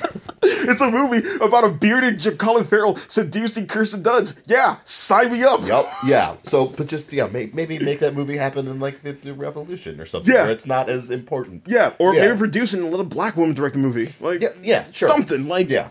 So it's interesting, but yeah, I still haven't seen Lost in Translation, and I haven't seen the whole thing. Sure. Like I've seen the movie 60% of it. Maybe I'll finish it eventually. It's weird because I loved Somewhere, the one she did in 2010 with Stephen Dorff. Yeah, I really liked that one with Elle Fanning, and I liked The Bling Ring. Okay. So it's just like I don't know if I'm getting. Were you just uninterested by Lost in Translation? That one just missed me by. 2003. I hate that year as far as movies go. There's not really anything good. Okay. There's Lord of the Rings. There's Elephant by Gus Van Sant. Love Elephant. So do I. Other than that, it's like Mr. River sucks. I don't know why they got Best Picture nomination. I don't know why Sean Penn won the Oscar for that. I don't know why Sean Penn exists. I don't either. I really don't. Fuck that guy. But it's like, 2003 was just a bad year for movies, so it's just like, that's fine. Yeah, I mean, you're not. I don't think you're missing out with Lost in Translation. Yeah. If you never see the end of that movie, it doesn't change much for you. So after that, we have Zodiac, which you talked about Fincher. So Fincher has Social Network and Zodiac. We're pretty close together. Okay. Again, I think Zodiac. The better movie. I think Zodiac is his best movie. I think so too. Just as far as it's not my favorite, right? But it's definitely like when I watch it, I'm just like, yeah, you can't top it. Like, right. I feel like he put everything into that movie because he was a kid around that time when the Zodiac Killer was around. Yeah, he's got a lot of like personal. He does. Yeah. Yes. Yeah. That's interesting. Love Zodiac, and that's a movie that if it came out now, it would be the biggest movie of the year. It probably would. You've got the whole true crime aspect of it. Which is like, God, that's absolutely, right now. Absolutely. And then your 3 stars. Yeah. Who at the time 2 of them are in the MCU. Right. And at the time this movie's coming out, well, no, 3 now. Gyllenhaal's going to be in the new Spider-Man. Oh, that's right. He's Mysterio. You got him. Yeah. You got them all in. But yeah, well, everyone's in the MCU. I actually just signed up to play a Paperboy. In the that was you guys. Yeah. They called me for Black Panther. I declined. Okay. Bosman, you're doing great, man.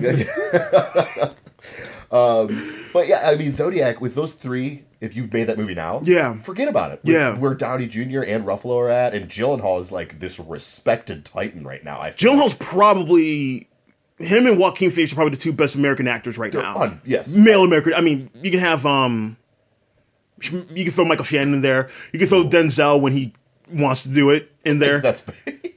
But no, Gyllenhaal's definitely up there as far as like one of the best actors and like right now. This was probably the first time anyone was like, "Oh shit," I mean, he had Donnie Darko before this. He had Donnie Darko. He was nominated for Brokeback Mountain. Movie. He was nominated for Brokeback Mountain. Oh my god, Brokeback Mountain was before this. Yeah, 2 years before. Yeah, I love that's it's on the list. We'll get to it. Yeah, we'll get to it. So no, but I think you're right. I think Zodiac came out now. It'll probably hit a lot of things. Yeah, and I love that.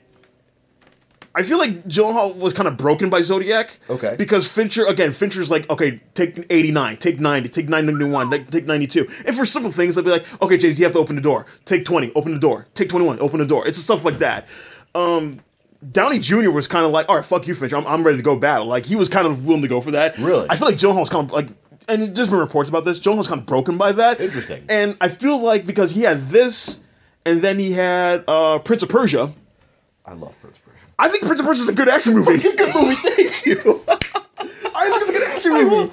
I'm always gonna out the corner of my mouth be like, I kind of like Prince of Persia, but I'm so glad someone else. No, I think it's a good action movie. Fun. Yeah, Ben Kingsley You awake in got it. Ben Kingsley in the Prince of Persia fucking adaptation. What's going on with this? No, I think everyone. It's weird we're talking about Prince of Persia about this list, but it's like okay. But it's like I feel like everyone kind of came to play for that movie, and I think you can tell. It's fun. Like, I feel like the brothers are kind of. I feel like the brothers in it are brothers. Like, they actually have a good chemistry together. Yeah. Gemma Arterton plays, a nothing kind of sexy role, but it's like she still gives it her all. Oh my God, Gyllenhaal dude. is willing to play on it. It's like, I feel like people were kind of game. I think the people making that movie were game for it. They were. And it's not a bad movie. I bought a PS3 that came with, like, the Blu-ray of Prince of Persia, and I was like, okay, whatever. I put it in, and I was like, oh shit, like, I'm into this. Midway through, it's like you care about like what's going on in Gyllenhaal's story. You care about like the dilemmas, everything go. Like, it's a movie that's really precise in what it's trying to achieve. As far as like, okay, this is what needs to be done. This is what's kind of going on. These are the ramifications, the background. This is the best video game movie ever made. I think you can make the case. But which is funny because it was torn apart because it was so different from the video game. Yeah, well, fuck you. Like, Right. it's a fucking good movie. Whatever.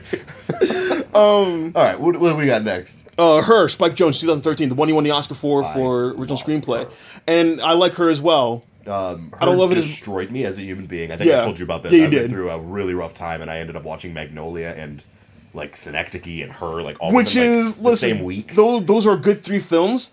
I don't know if you should watch them all together in that amount of space. No, not in the mental state that I was That in either. too, that too. But I remember I watched Her, and Spike Jonze is just like one of those guys who, like, if he shows up, I'm there. Yeah. And this is such a goddamn good movie. It is. love Her so much. I mean, Her does the same thing that Lost in Translation does, where it's just like, oh, Shanghai, where are the Asians? Yeah, and well, I mean, basically, or isn't Her like? I mean, I've heard that's basically like his side of the story. Yeah, yeah. It's really because weird. I love that. I love it because it's so Spike Jonze was dating Sofia Coppola and we went through a pretty bad breakup. So the fan fiction theory is that Lost in Translation, Sofia Coppola's side of what happened, and then Her is his version. Because if you look at Rooney Mara, She's Sofia Coppola. She looks exactly like Sofia Coppola. Yes, absolutely. Which is, and I'll also say it's a hell of a flex. The weird thing is, they both won the same award for it. Original screenplay. Oh, that's really funny. And it's 10 years apart. I find it, again, I love those kind of connections. I love it. It's hilarious. I will say this about Her. I think I've hated Scarlett Johansson for a long time. Because of the MCU.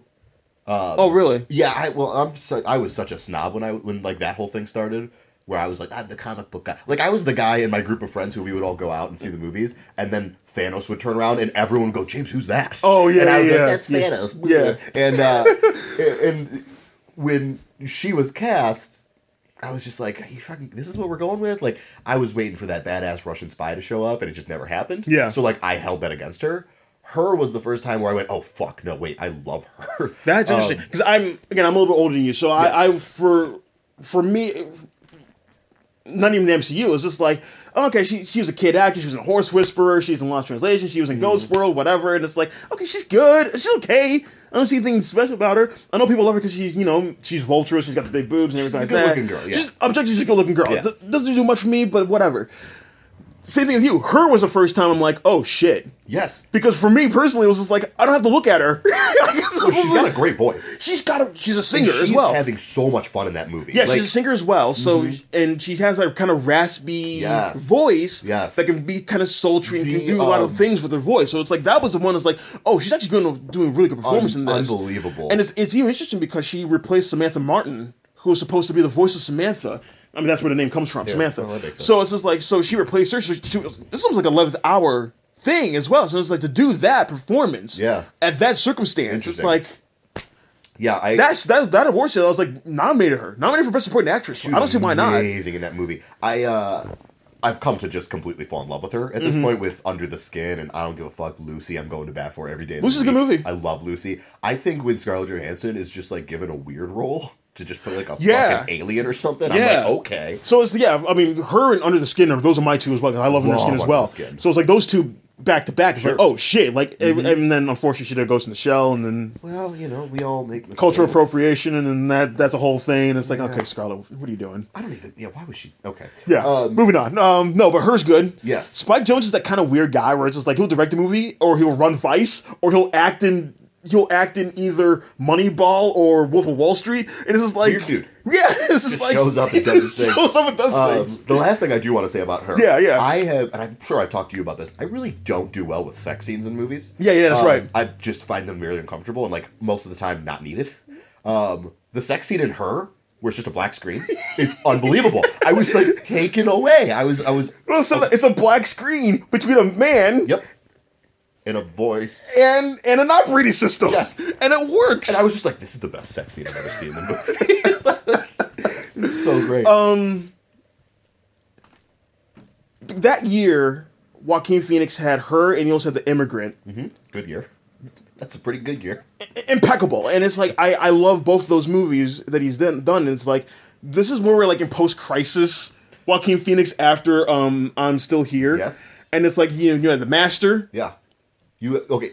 Yeah, he comes back from I'm Still Here. With The Master. And is just on fire. Yeah, he's just on fire. That's my favorite performance of his, I think. Oh, yeah, it's probably my favorite performance of the decade so far. It's like, amazing. or maybe the decade. But it's like, The Master, and then he does Her, The Immigrant, Inherent Vice. And it's like, I mean, good lord, man. All right, I'm going to take one away. He did that Woody Allen movie. Yeah, he did the Woody Allen movie, Irrational Man. Yeah, it's bad. Again, we all make mistakes. Right. There's one. There's always one. Yeah, that's fine. But I don't think he's missed since he's come back, except for Irrational Man. Right.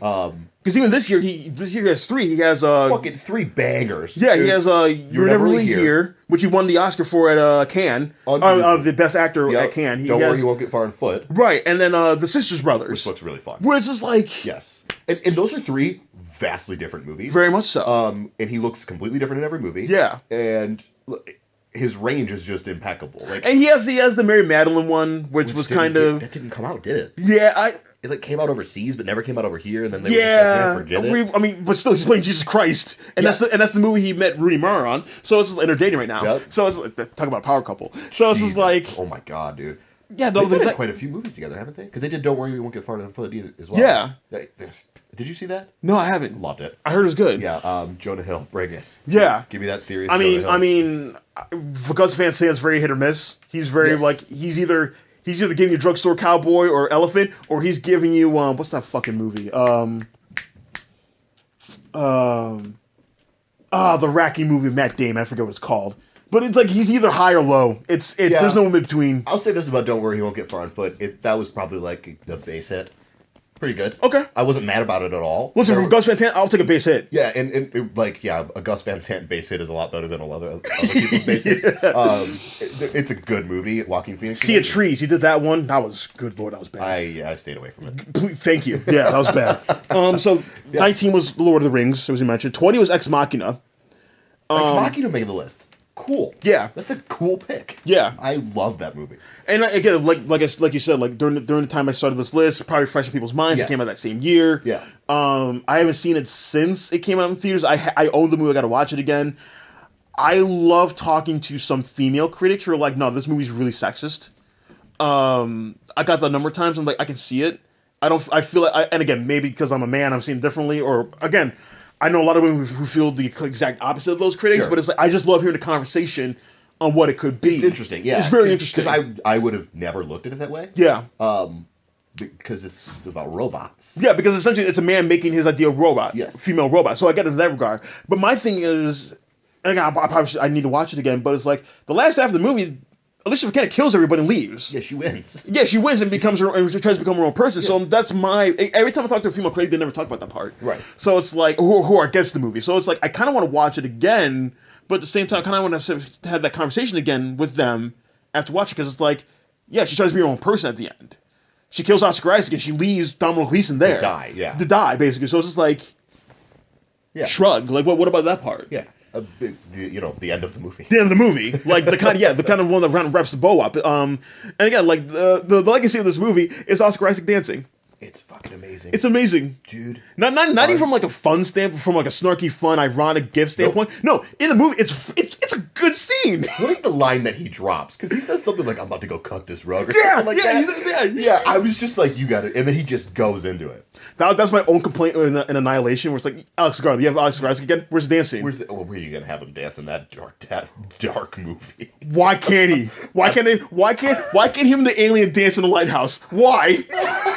Is it any But weirder? it's got to be that cool disco dance. Oh, that yeah, he does. The grooving. Yeah. So after that, we have a tie. These two films got the same amount of points within their bracket of number of times they appear. Wes Anderson's Grand Budapest Hotel. Okay. And Fernando Morales and Catalan's City of God. I feel City of God the way you feel about Lord of the Rings. It's just a part of me. Okay. It's just a part of my being. Like that was, and then don't punch me, but I haven't seen that one. That's fine. Okay. It's a Brazilian movie. It means nothing to me. I will go see anything. No, but I'm just saying it's a Brazilian movie. It got nominated for 4 awards, 4 Oscars. It got nominated for Best Director. That was a movie that was kind of like, it's Brazilian Goodfellas. To a degree it is, but it's doing a lot of other things as well. Okay. My best friend showed me that movie to kind of get me into films, and I was like, oh no, this is what. That was milestone. Yeah. That was like the big bang for me, where it's like, shit, that's what it is. So I love City of God. Grand Budapest Hotel is one of the Anderson movies I like. It's good. And that was the one movie where I'm sitting there and watching it halfway through. I'm like, fuck, I think I like this movie. I was mad at myself. It's charming, buddy. Yeah, it is. They're all charming. And I feel like because I talk to a lot of people who don't like Grand Budapest. I talk to a lot of Wes Anderson fans who don't like Grand Budapest Hotel. And I think, yeah, they do. In my experience, there's a good chunk of them. Interesting. And I feel like because it's a little bit broader than his other films. It's a little bit more. Yeah. I hate to say it. It's a little bit more mainstream. It's definitely more mainstream. It's more mainstream, and it's more Oscar palatable because it's about it deals with history. Yes. There's a format there where it's just not as confined. So that's why he got the nomination for that one. That makes sense. And I just recently said that I think the Fantastic Mr. Fox is the one movie of his that I'll say is great, that I will go to bat for. Yeah. Grand Budapest is like right there. Okay. I really love Grand Budapest. Yeah. So, okay. Yeah. I mean, and that was when he was nominated for Best Director and Screenplay. He should have won Screenplay for that one, honestly. This is the big one though. Ray Fiennes not getting that, which is astonishing. Again, I think I ranted at you about that. I relished in it too. You were ranting at me, and I was just smiling. Like, you're totally right. Like so kind of set it up. So 2014. I'm trying to remember the Best Picture nominees. There was only 8 that year. It was Birdman won, which is on this list later on in the line. So Birdman won. The big 3 are Birdman, Boyhood, and Grand Budapest Hotel. Mm-hmm. You had the 2 Masterpiece Theater British movies. The Intimidation Game and Theory of Everything. You had American Sniper, Selma, and what was the 8th one, for God's sakes?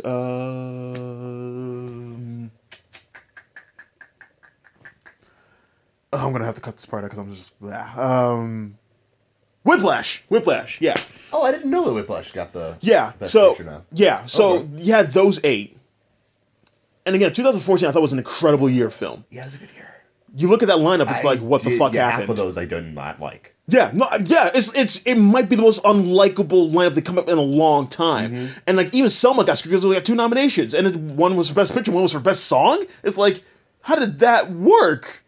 It's like that's almost like why? Yeah. You might as well just skip me. Right. Yeah. But it was in. So they did. So this is a bad lineup in general from that regard. Yeah. Ava DuVernay has gotten nominated for Best Director for Selma, which is like why? But Morton Tilden does for Intimidation Game. What? Which is like right. Movie. And then even Bennett Miller got nominated for Best Director for Foxcatcher, but he doesn't get nominated. But Foxcatcher is nominated for Best Picture, which is nuts. Yes. Again, there's a lot of weird things this year. Yes. So you look at Best Actor, and I've been on the record for this. I think the Best Actor category has been a dumpster fire since Daniel Day-Lewis won for There Will Be Blood. It's been really bad. Yeah. This is 2014 and 15, especially 15, is like the Nadar. It's like this is the worst one. I think 2013 is worse. Who won for 15? DiCaprio for Revenant. No, this is worse. No, I feel like this is worse. I feel like that year's worse. But 2014, so the Best Actor lineup is, and I'm trying to go in order, is not alphabetical order. It was Stephen Carell. Stephen Carell for Foxcatcher. Mm-hmm. Makes sense. I guess. It's not the worst one on the lineup. It makes sense that it's there. Okay, yeah, that's true. Yeah. Steve Carell for Foxcatcher, Bradley Cooper for American Sniper, Benedict Cumberbatch for Intimidation Game, Why? Michael Keaton for Birdman, and Eddie Redmayne for Theory of Everything, who won. That's so much worse than Leo. It's okay. The win is worse. Yes. The win is worse. The field in 2015 is worse. Okay. Yeah. Again, when you look at the people who are acting in that year for men, the Where big is Ray two, Fiennes? the big three, Ray Fiennes, Unbelievable. because and the Oscars does it every once in a while because like they'll nominate a movie across the board and then the person who did the most won't get nominated. They did that with Ray Fiennes in this movie and they did with Amy Adams in Arrival, where it's like how should I not get nominated for that movie when you give it like 9 or 10 nominations? Yeah, that's amazing when they do that. Yeah. Because with Grand Budapest, like, that movie doesn't exist without Ray Fiennes. Right. He's got so much energy in And this it's movie. like yeah, he does. And oh it's my like God. because it's not his story, it's Tony Revolori's story, and it's like even that is like, what are you doing? Put him in. Yes, I Like agree. if you nominate the movie that much, put him in. Yeah, he's... So the big three, the big omissions is Ray Fiennes, Jake Gyllenhaal for Nightcrawler, which is like still offended by. which is like and they nominated for screenplay. That's the only nomination he got that year. It's like That the movie screenplay was- is amazing. Don't get me wrong, the screenplay is dynamite. But it's like, how do you watch that movie and not pass. put him in? Yeah, no, how do you watch that and then watch The Theory of Everything Right. and be like, this guy? Right. What? Yeah. Jake Gyllenhaal was on fire in that movie. To say the least. He was plugged in. Same thing with Rene Russo. It's like, how do you watch that movie and not award these people? It's insane. And for me, the big one, I mean, Gyllenhaal's the big one, but for me, the kind of low-key big one, who he probably would have won if he got nominated, David Oyelowo for Martin Luther King. Yeah. He's playing Martin Luther King! Hello. You guys do this all the I was time! about to say, that's like some pretty low-hanging fruit for them to Right. be like, oh, okay, Martin Luther King. Yeah. Yeah. It's like, you guys nominate real people, real activists all the time, and they usually win. How does that get in? Yeah, it's baffling. It's very baffling. And then you can keep going down the list. Tom Hardy for Locke. Fucking love Locke. I think it's his best movie. It's so I think it's his best performance. goddamn. I mean, it's him flexing muscles the whole movie. He's just the entire movie. He's in a car. Watch what I can do. real He's in a quick. car doing a Welsh accent, and he's nailing it. Kills So it. you have Tom Hardy in Locke. You have Timothy Spall in Mr. Turner. You have Joaquin Phoenix in Inherent Vice. You want to go that route. Unbelievable performance. I love him in that movie. Oscar Isaac in A Most Violent Year when he's doing like 70s Al Pacino and nailing it. God damn, he's amazing. It's like Yes. Yeah, no, that those are 4 performances right there. You could just slot it in. It's like no, we're gonna go. And then Birdman wins Best Picture, and Michael Keaton doesn't win Best Actor. Like, what are we doing? I don't know. It's I don't. It's a weird year. It's a weird year. I That think Oscars. you know a lot more about how the Oscars operate than I do, and I don't think that I know that because I don't know much. We're like, you're asking, how does this happen? I fucking don't know how. I don't know. You know what I mean? And it's like, who are these people? And what are they doing? You know, Right. like, That was just 1 year the actors branch they whiffed. They whiffed bad. Yeah. That was just a bad year. This is a bad year for them. yeah. What do we got next? Okay, so after the tie, we have Inside Llewyn Davis. Again, Oscar Isaac. Love it. It's like someone had a hot take about this, and I love it because someone tweeted, I forget who it was, someone tweeted like, I don't think we've gotten a male performance as good as Oscar Isaac and Inside Llewyn Davis since then. And it's like, I think you can make the case. You could definitely argue. I think you could definitely make the case. Yeah, that was like his breakout. That was his breakout, And- yeah. Because he was in he was in one of the Bourne movies before that. He was in Drive. Wasn't he in Che?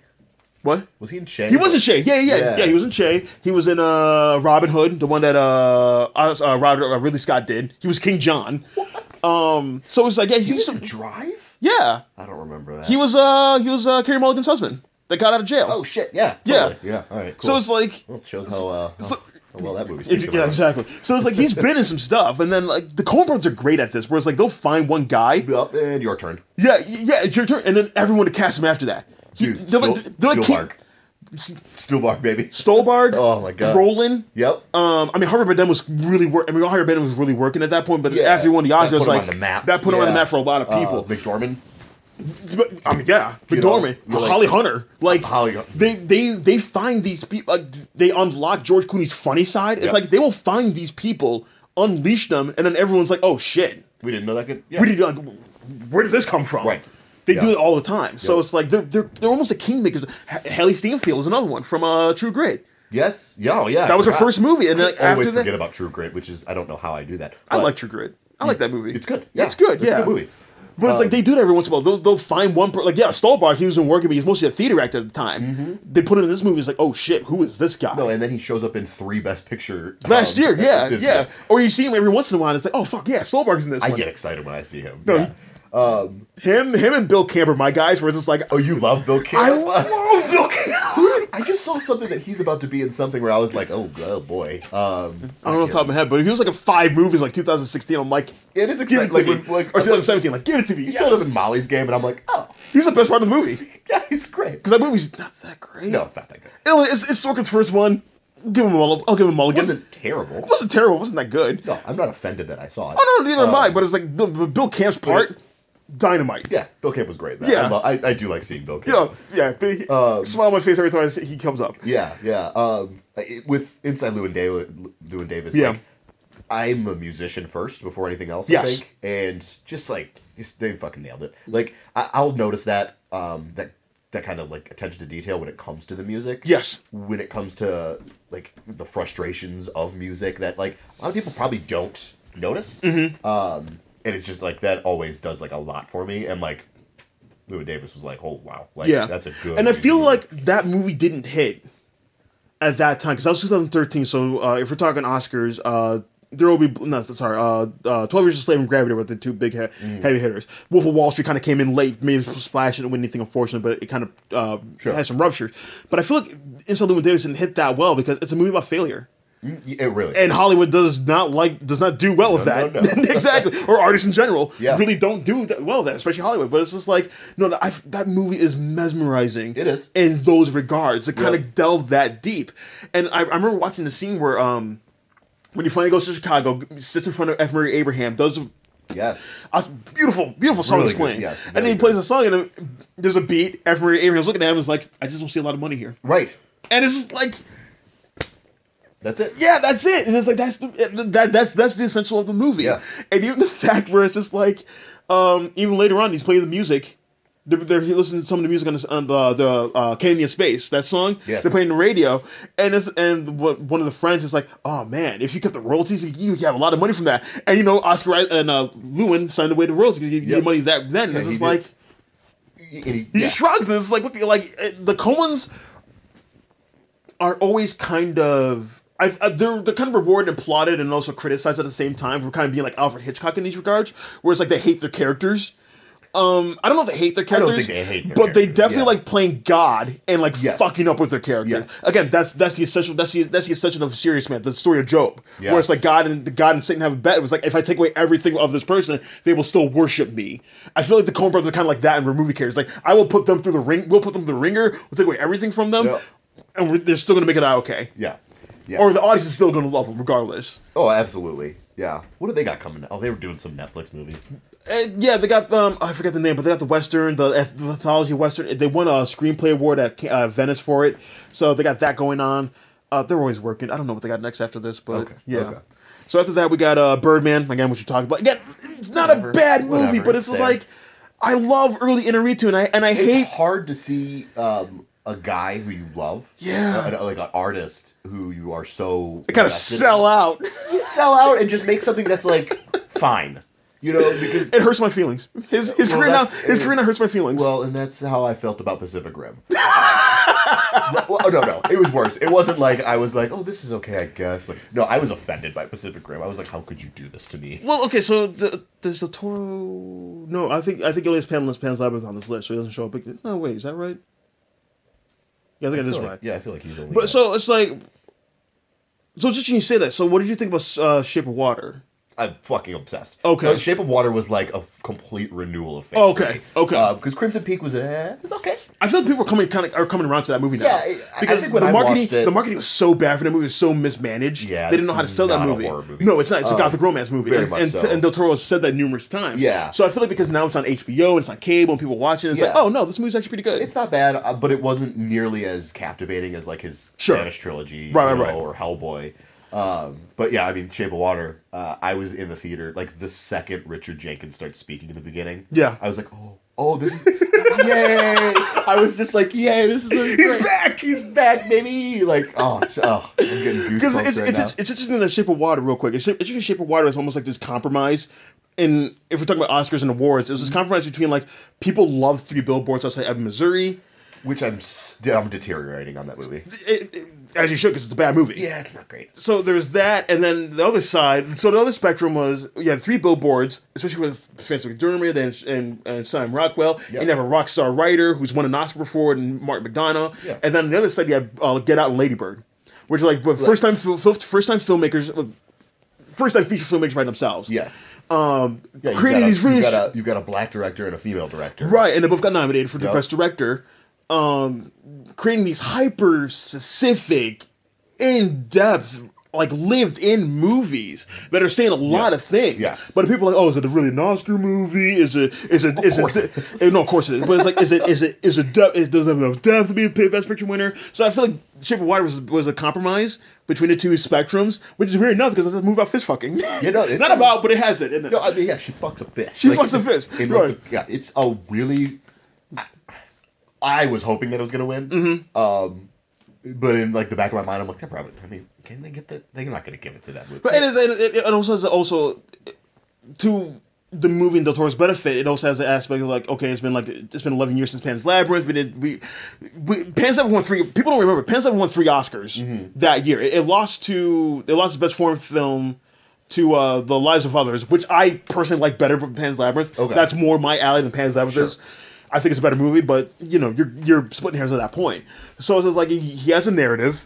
People love him. Yes. You can have the three amigos all win Best Director Oscars, and those 3 guys have really influenced how Hollywood works now. Big. Yes. Huge. Yeah, because and original has 2 for Birdman and The Revenant, just big sweepy movies that the Oscars usually kind of goes for. Gravity, same thing in the height of what 3D can do. What a cool career! I can pronounce his name. Cuarón. Yeah, Alfonso Cuarón. He's got a cool career. He's got a cool career. You know, and like it's yes. And then Del Toro wins for Shape of Water. And my only kind of quibble is they've only won when it kind of moved away from Mexico and have white people in the movies. It's just like, yeah. It'd be cool if they had these movies with a little bit more diversity to them, a little bit of their own background to them. Yeah, I mean, like, I think Kronos is, like, probably the second favorite of his. Yeah. And I would have loved, that would have been a cool movie for him to win on. Sure. You know what I mean? But I mean, that, again, unfortunately, that's how Hollywood works. Yes, it is. But it's just something I think about where it's just like, oh no, it's cool they won, but it's just like, again, Cuarón has Roma coming out early this year. I mean, it's going to be on Netflix. He's already won accolades for it already. It's probably going to be the first time Netflix gets in the Best Picture race, which will be really interesting how that kind of breaks down. Oh, yeah. Or breaks out, whatever. But it's just like, it's interesting how it's like, they make their bones in Mexico and they go to Hollywood and it's like, okay, now we just have white people to work with now. Yeah. That's the shitty industry. Yeah, I mean, that's how it works. Yep. But, Old Boy is 24, number 24. Yeah, Park Chan-wook's Old Boy. Again, that's for a lot of people. That's probably my top 5 favorite directors. Oh, I've nice. seen every movie of his. Nice. And I mean, Old Boy's that's Old. Yeah, Old Boy's one you could watch the first time you watch it. You're like, oh, wow, the fuck am I watching? Exactly. Yeah, that's. Oh, I just remember. I still haven't seen Old Boy. That's the only people you all. Oh, interesting. Yeah, I'm sure you know all about Old Boy. I know all about it. Yeah. I know where it's based off of. I know about it. Punishing movie. Yeah. That's. I mean, I didn't need a lot of these movies. I definitely am looking at right now and saying like, oh, these are on here because you were 13 when you. Oh, absolutely. I don't feel that way about Old Boy, and it might be for some people. I know for a lot of people it is. Yeah, I think. I guess that might be like their first foreign film as well. Yeah, and especially from Asia. I'm a very big fan of Asian cinema. Mm-hmm. And Old Boy for me, like I could watch it right now and still be just as captivated. Right. Whereas some of these movies like Royal Tenenbaums, it doesn't apply. I loved it when I was younger. I don't so much now. Right. But Old Boy definitely. I have so much appreciation for the movie. Next after that is Room. Lane Abrahamson with. Just watched Room. What'd you think? I cried like a baby. Nice. William H. Macy is barely in that movie. Yeah. And the second he shows up, I was just a mess. When he shows up in the hospital, his face when he sees his daughter, I was a mess. I have a love-hate relationship with this movie. Okay. Or it's more like a like-hate relationship with this movie. Oh, you don't like this movie. No, so here's the thing. I feel like Brie Larson's good in it. Don't get me wrong. I feel like she should have won for Short Term 12. In my head canon, she won for that movie because devastating that movie. Incredible. I think it's a better movie. Just better made. Room is two halves for me. Okay. First half of the movie, I like it. I like what it's doing. Her and Tremblay, Jacob Tremblay, the kid, dialed in. Love it. Don't usually like kid actors. Okay. That kid's on fire. He's on fire. Yes. I love the tension that's kind of built in as far as we don't know who old Jack is. Yeah. The situation kind of going on. Look, I just love it. As soon as Jack gets out of the room, the film kind of falls apart for me. Because I remember watching the theater and I'm just like, okay, that's going to happen. Oh, shit, that happened. That's going to happen. That's going to happen. Yeah. But it really becomes almost like a checklist of indie... I don't want to say cliches, but indie tropes that I've seen before. And this is like, oh man, like this again, this movie was really doing something I was really interested in. And then afterwards, it's like, because for me, like the scene with like I even called the part where she tries to commit suicide. Yeah. Like she's gonna try to like, oh god, okay, that happened too. All right. Yeah, I think once you leave the room, you got like another 10 minutes of like amazing film. Yeah. And then it kind of becomes like, oh, we have to resolve this now. Like, yeah. You know, like even a shot where Jack sees the world for the first time, beautiful. Beautiful. Just breath. Yeah. Oh my god. Like you're gonna love it, Jack. What? The world. And it's like you see the world. But like the scene with William H. Macy, which kind of soured me on the film, it's like at the dinner table, he won't look at the kid. Yes. And I was like, oh shit, the movie's gonna do something with this. It didn't. That's it. And I was like, does he come back? No, that's his last scene. I'm like, what the fuck? What are you doing? Because that scene was great. I love that scene. Yes. No, and that never got resolved. No, yeah, I agree. And again, I agree. I don't need anything resolved. I don't need anything like wrapped up. But it's just like I felt like the movie was going to take a really interesting direction there, and it just doesn't. No, it's just like shit. Yeah, I agree. It's like when you're on a road trip, you see that billboard, like, okay, we go to that. No, all right. There's the exit. No, all right, fuck, all right. Inside Out, number 26. Yeah, I love it. This is my favorite Pixar movie. That's up there for a lot of people. It's and I feel like because Pixar can be emotionally manipulative. Oh, wow, that's all they Well, dude, but I feel like because people like the older we get, it seems like people only like the first 5 minutes of Up. Tell me what happens in Up. Yeah, that's the thing. Aside from the beginning. Yeah, no one talks about Up except the beginning. Yes. I feel like other Pixar films have aged a little better than that, but I feel like Inside Out is almost like the one where, again, I'm talking about I haven't seen this movie, but from what I've gathered and heard, Inside Out seems to be the movie that just works on every cylinder. Where it works emotionally and it works structurally. It works like as entertainment. It works intellectually. It just works across the board. It is, and it's because it's dealing with like something that we all know. Mm-hmm. We all know what it feels like to grow up. Yeah. And not know, like going through adolescence, not knowing what to do with your feelings. Yeah. And that's that's super relatable. And Inside Out handles it in such a creative way, in such an effective way. And I think for a long time, I mean, half of my friends are big, like, oh, fucking Pixar's God. Yeah. Which, like, is fine. But this movie, like, is quietly their best movie, I think.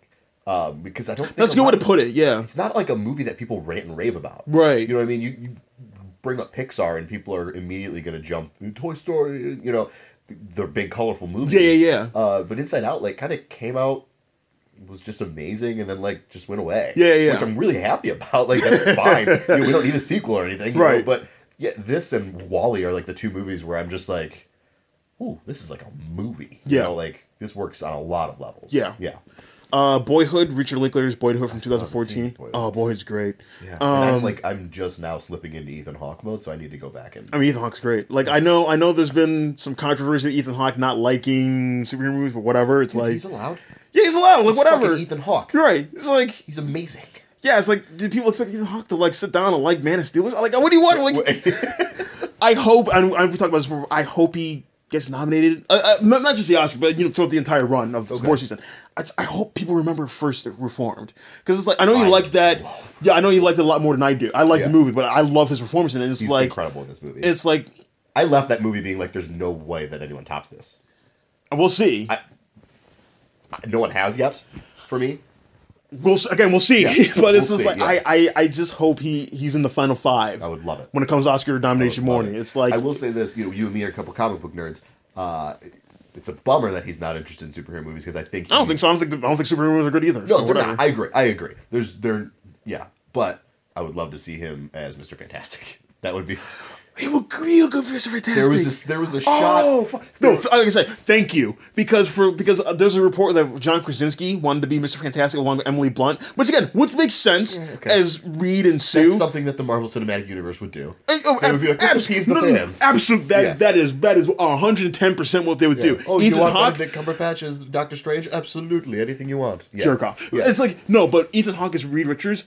Oh my god! It's like inspired. Like that is inspired. Like I was watching First Reformed, and there's this scene. I mean, the whole movie is just scenes of him, but one of the scenes of him just standing, just brooding in his house. Yeah, and he's standing. You know, like you're just seeing his silhouette, basically. Yeah, I'm like, he's really tall and lanky. I would love to see him in that blue spandex suit, like and him just stretch. And he's such an intelligent actor. He is. It would be something special. I think it would be. But we're never gonna see that. Oh. I'm sorry, I put that in your head. You did. I like it. No, I like it. Force, no, I was gonna say, yeah. Maybe just a Reed Richards movie. That'd be cool. I love Reed Richards. He's top 5. Yeah. Of all time for me. No, I love Reed Richards. Yeah. So next is 0 Dark 30, number 28. I think that's. Whoa. Yeah, that was up there. I'm surprised that made it on the list at all. I like it. I'm not bashing that at all, but like that's a movie that I forgot about. I love that movie. I always think about it. I think it's better than Detroit, way better than Detroit, and I think it's better than The Hurt Locker, which you won for. But no, again, I feel like. No, I'm glad I made the list. Like again, that's probably one of the best directed movies we had in a while from American. It's muscular filmmaking. It's really well made across the board. Again, the controversy, if you want to call it, I mean, not if you want to call it, it is controversial, but just as far as the torture aspect of it. Mm-hmm. Yeah. And Chastain plays in that movie. Jessica Chastain the movie is her. Yes. It's based around her. And that was a movie that almost made me cry at the end. Where it's just her, it's just like, so where do you want to go? And it's just like, we don't know where to go. And again, it's been... Where is she gonna go? It's been 6 years. We still don't know where we go after we killed Bin Laden. Right. So it's just like, it's a great movie. It is very, very good. And her performance in that is like... That's like star-making shit right there, where you can't watch that and not remember who that is. Yeah, absolutely. Yeah. And she's been one of the most sought-after actresses after that. Yeah, she just keeps getting more and more. I mean, hell, even in 2011, she had like, 5 films? I think 5 films a year, including The Tree of Life. Holy so shit. It's just like, she was everywhere. Yeah. And then, the nomination for that was almost like, okay, here she is. Here's like the next. Mm-hmm. Yeah, she's fantastic. Big actress. And then she lost the Oscar to Jennifer Lawrence for reasons. For reasons. For reasons. Get out of my face, Jennifer Lawrence. Gravity. I still haven't seen Gravity. I love Gravity, which is mind blowing to me because I'm like space guy. Like you turn a TV on and if there's stars, I'm like, I'll sit down and watch this. I can't believe I haven't seen Gravity. I love Gravity. I love in my headcanon, Sandra Bullock won the Oscar for that instead of The Blind Side. Yeah, but no, but I love Gravity. Just a masterful movie. Okay. Of technique, and I love Sandra Bullock's performance in it as well. This is one of the movies where it's like it has too much plot. Where it's just like they do it like they have like some backstory about her kid down there. She wants to go back to her kids. Like, listen, Sandra Bullock in space. She's trying to live. Let's roll.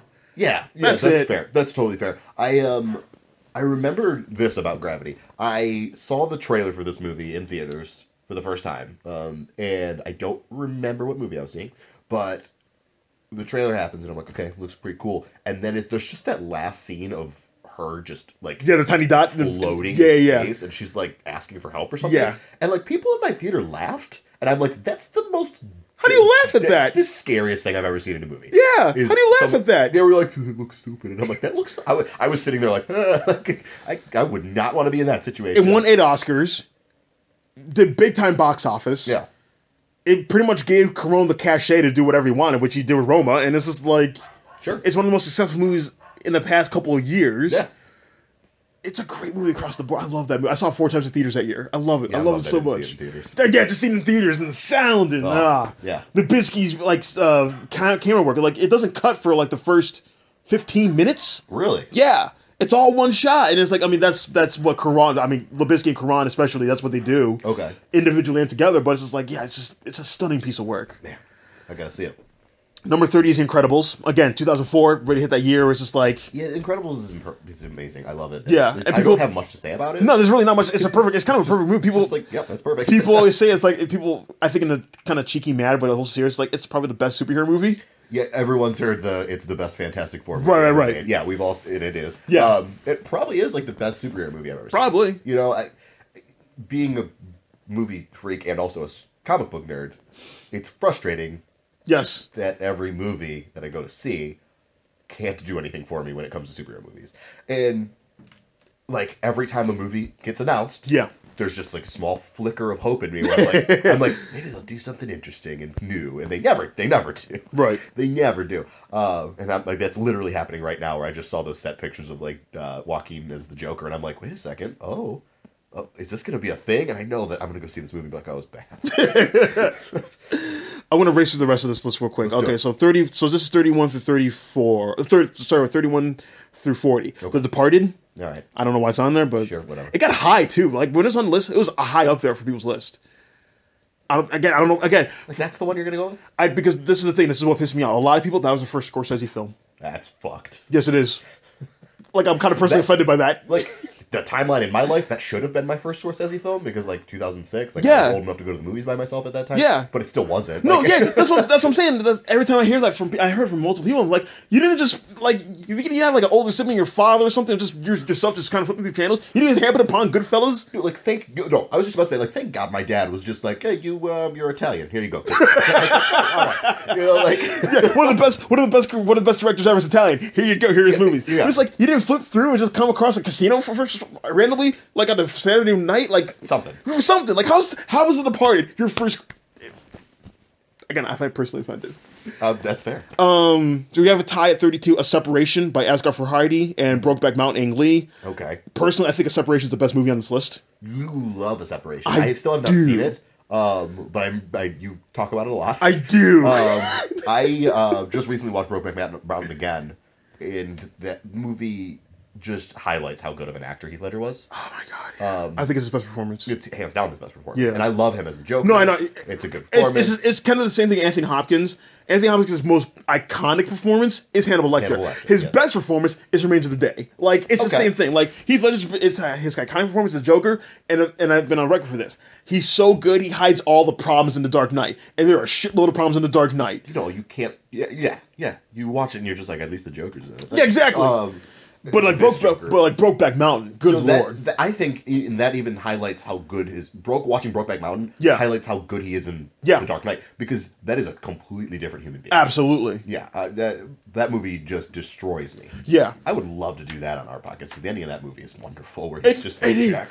Jack, Jack and he's crying, and everything. Yeah. 12 Years a Slave at 33. Unbelievable. Unbelievable. This is my new guy, by the way. Steve McQueen. Like, look out. Like, I'm on board for Steve McQueen. Scott Pilgrim vs. the World. That's a great fucking It's a great movie. My friend showed it to me like years after it came out. Like I think 2 years ago he showed it to me for the first time. I'm like, oh no, this movie fucks. I like this movie. Yeah, it fucking sucks. It just doesn't stop moving. It's grooving. It's I love the fun. fight scenes, and I love how it just throws you into the fight scenes without telling you what the rules are. It's like, no, here's a fight Just scene. Physics don't apply. Here Physics we go. don't apply. It's a video game, Yeah. I guess.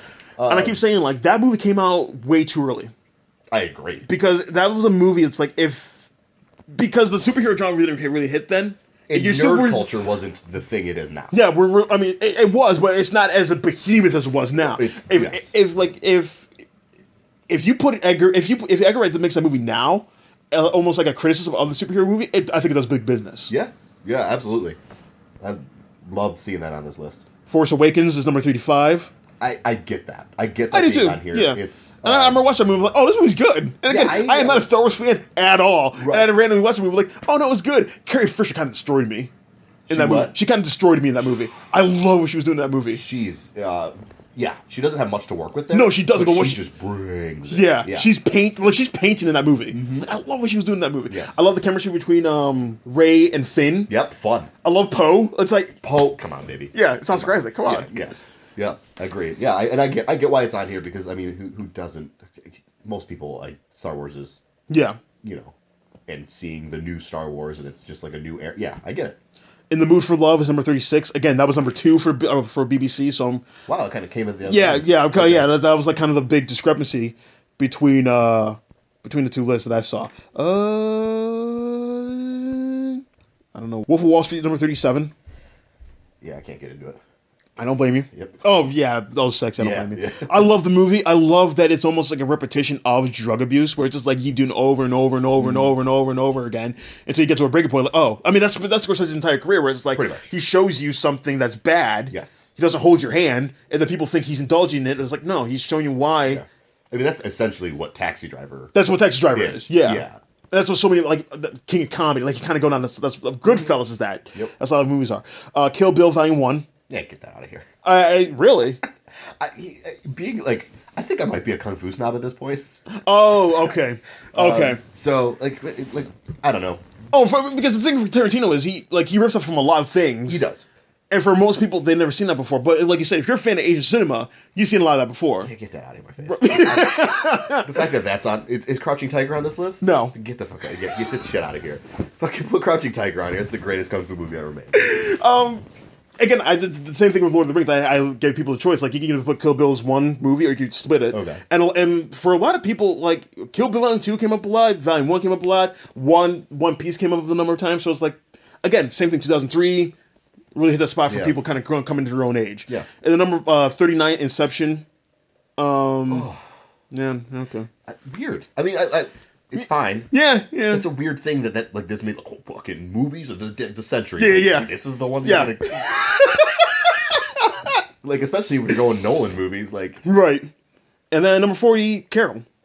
Oh, Todd Haynes, man. which I think is cool. That's a cool one to have on the list. Yeah, I was when I was doing the number, I was kind of worried, like, oh man, we're just going to make the list, and then it was like, oh, thank God. Yeah, Look at, I rules. think Carol's probably the second best movie on this list. It's really I fucking love good. Carol so Yes, much. Absolutely. Yeah, you had some like stats or something, right? Okay, yeah, no time. Yeah. So yeah, here's some stats that I had just random. Again, this is just top of the head I saw. So there are 5 Best Picture winners on this list: No Country for Old Men, Lord of the Rings, Birdman, The Departed, 12 Years a Slave. There are 2 movies that won the Best Animated Oscar: Spirited Away, Inside Out. There's only 1 Palme d'Or winner on here. That's from the Cannes Film Festival, the top prize. That's Tree of Life. There's 1 Golden Lion on here. That's Venice Film Festival's top prize, Brokeback Mountain. 2015 is the most represented movie year on this list with 6. That makes sense. Which again, everyone's got that in their mind. Yeah. Exactly. During the time I did it, and then 2007 had I think 5 movies on here. Oh wow! Well, Yeah. that year was unbelievable. Oscar Isaac and Brad Pitt are on this list 4 times each, so they have 4 films. Oscar Isaac got on here for Drive, Ex Machina, Llewyn Davis, and Force Awakens. Brad Pitt has Inglourious Bastards, Tree of Life, Jesse James, and 12 Years a Slave. Women, not so much. Like, there's a couple of women had 2 movies on here. Kate Blanchett, Jessica Chastain, Brie Larson, Carey Mulligan, Naomi Watts all had 2. There's only 3 women who directed movies on this list, which kind of sucks, but unfortunately that's the list. Sofia Coppola, Kevin Bigelow, and then Kete Alon, who co-directed City of God. Gotcha. Wes Anderson, the Coens, Alfonso Cuarón, David Fincher, Christopher Nolan, Martin Scorsese, and Quentin Tarantino. They have 2 films each on this list. Yeah, I guess you could say each of them are pretty influential. Those directors, are big names. those are just some huge names. Yeah. There's only 1 Best Actor Oscar winner, There Will Be Blood, Daniel Day-Lewis. The man. There are 3 Best Supporting Actor winners in here: Javier Bardem, Heath Ledger, and Christoph Waltz, which I thought was interesting. And they all came one after another, like 2008, 2007, 8, and 9. Okay. That's interesting. That is interesting. There's only 1 Best Actress Oscar winner. That's Brie Larson for Room. And then Lupita Nyong'o and Patricia Arquette won for Best Supporting Actress. Okay. And they're one after the other. Lupita Nyong'o won for 2013. Patricia Arquette won for 2014. So Right. those are just some things at the top of my list. So Interesting. No, again, I love doing this list. I'm maybe trying to think of another one I want to do. Okay. It might be harder, but go big or go home. No, whatever. this was very cool. I was very excited when you asked me to do this. Yeah. And also stressed out because I was like, I don't know. But yeah, I'm glad you finally got around to this. This was like really, really fun. Yeah. No, a lot of people kind of come to me and said like it's really fun, and I got a lot of people who came to the list, and that was a lot of people like, oh, I'm really stressed out to do this. I was like, I did it fine. I thought it was easy. Like, Well, I think my thing was like, and at the end I just gave up and was like, I don't need to be taken seriously. But I was just like, oh, do I want to put movies in here that are like important? And then I was like, fuck it, School of Rock number 3. right? Yeah, whatever. It's like, and that was criteria. It's like, Yeah. I didn't want to have just important things. Like, put films that you like. Put films that are important. Put films that are you or are part of you. Or put films that you thought were really good. You may not love, but whatever.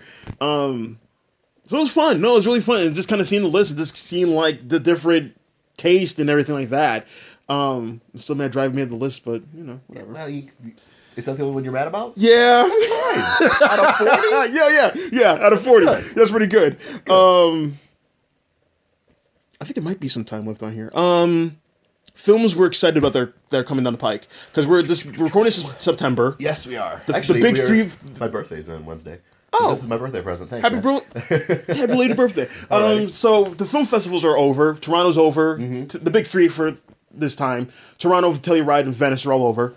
So we're gonna get into like the thick of. Well, we got to get through October, and then we get to the thick of award season. Yeah. I mean, we're in it now, but now we get hot and heavy with that. Oh, yeah. Yep. So first movie that comes to mind that you're excited for? Beautiful Boy. Yeah. I think that's like the one that I have been looking forward to for the longest. And that's the one that people already kind of have. Okay, Timothée Chalamet, number one as far as best supporting actor goes. Yeah, I mean he had the best performance last year. Yes, he did. He's fucking unbelievable. On my love for, I finally released my 2017 best films. For me, like number one was Lady Bird, Get Out, Phantom Thread, Calling by Your Name, and the Florida Project. That was my top 5. Still mad the Florida Project didn't get nominated. So am I. I mean, it was kind of surprising it didn't. It like was kind of very, seemed. I mean, that's I thought last year was a pretty good lineup as far as the nominations go. I will say last year's probably the most like. I feel like everyone was on board with that lineup. Yeah, everyone was like, "Oh yeah, these are the best movies." Yeah, that was pretty good. I mean, you still have some quibbles in the Darkest Hour. Yeah.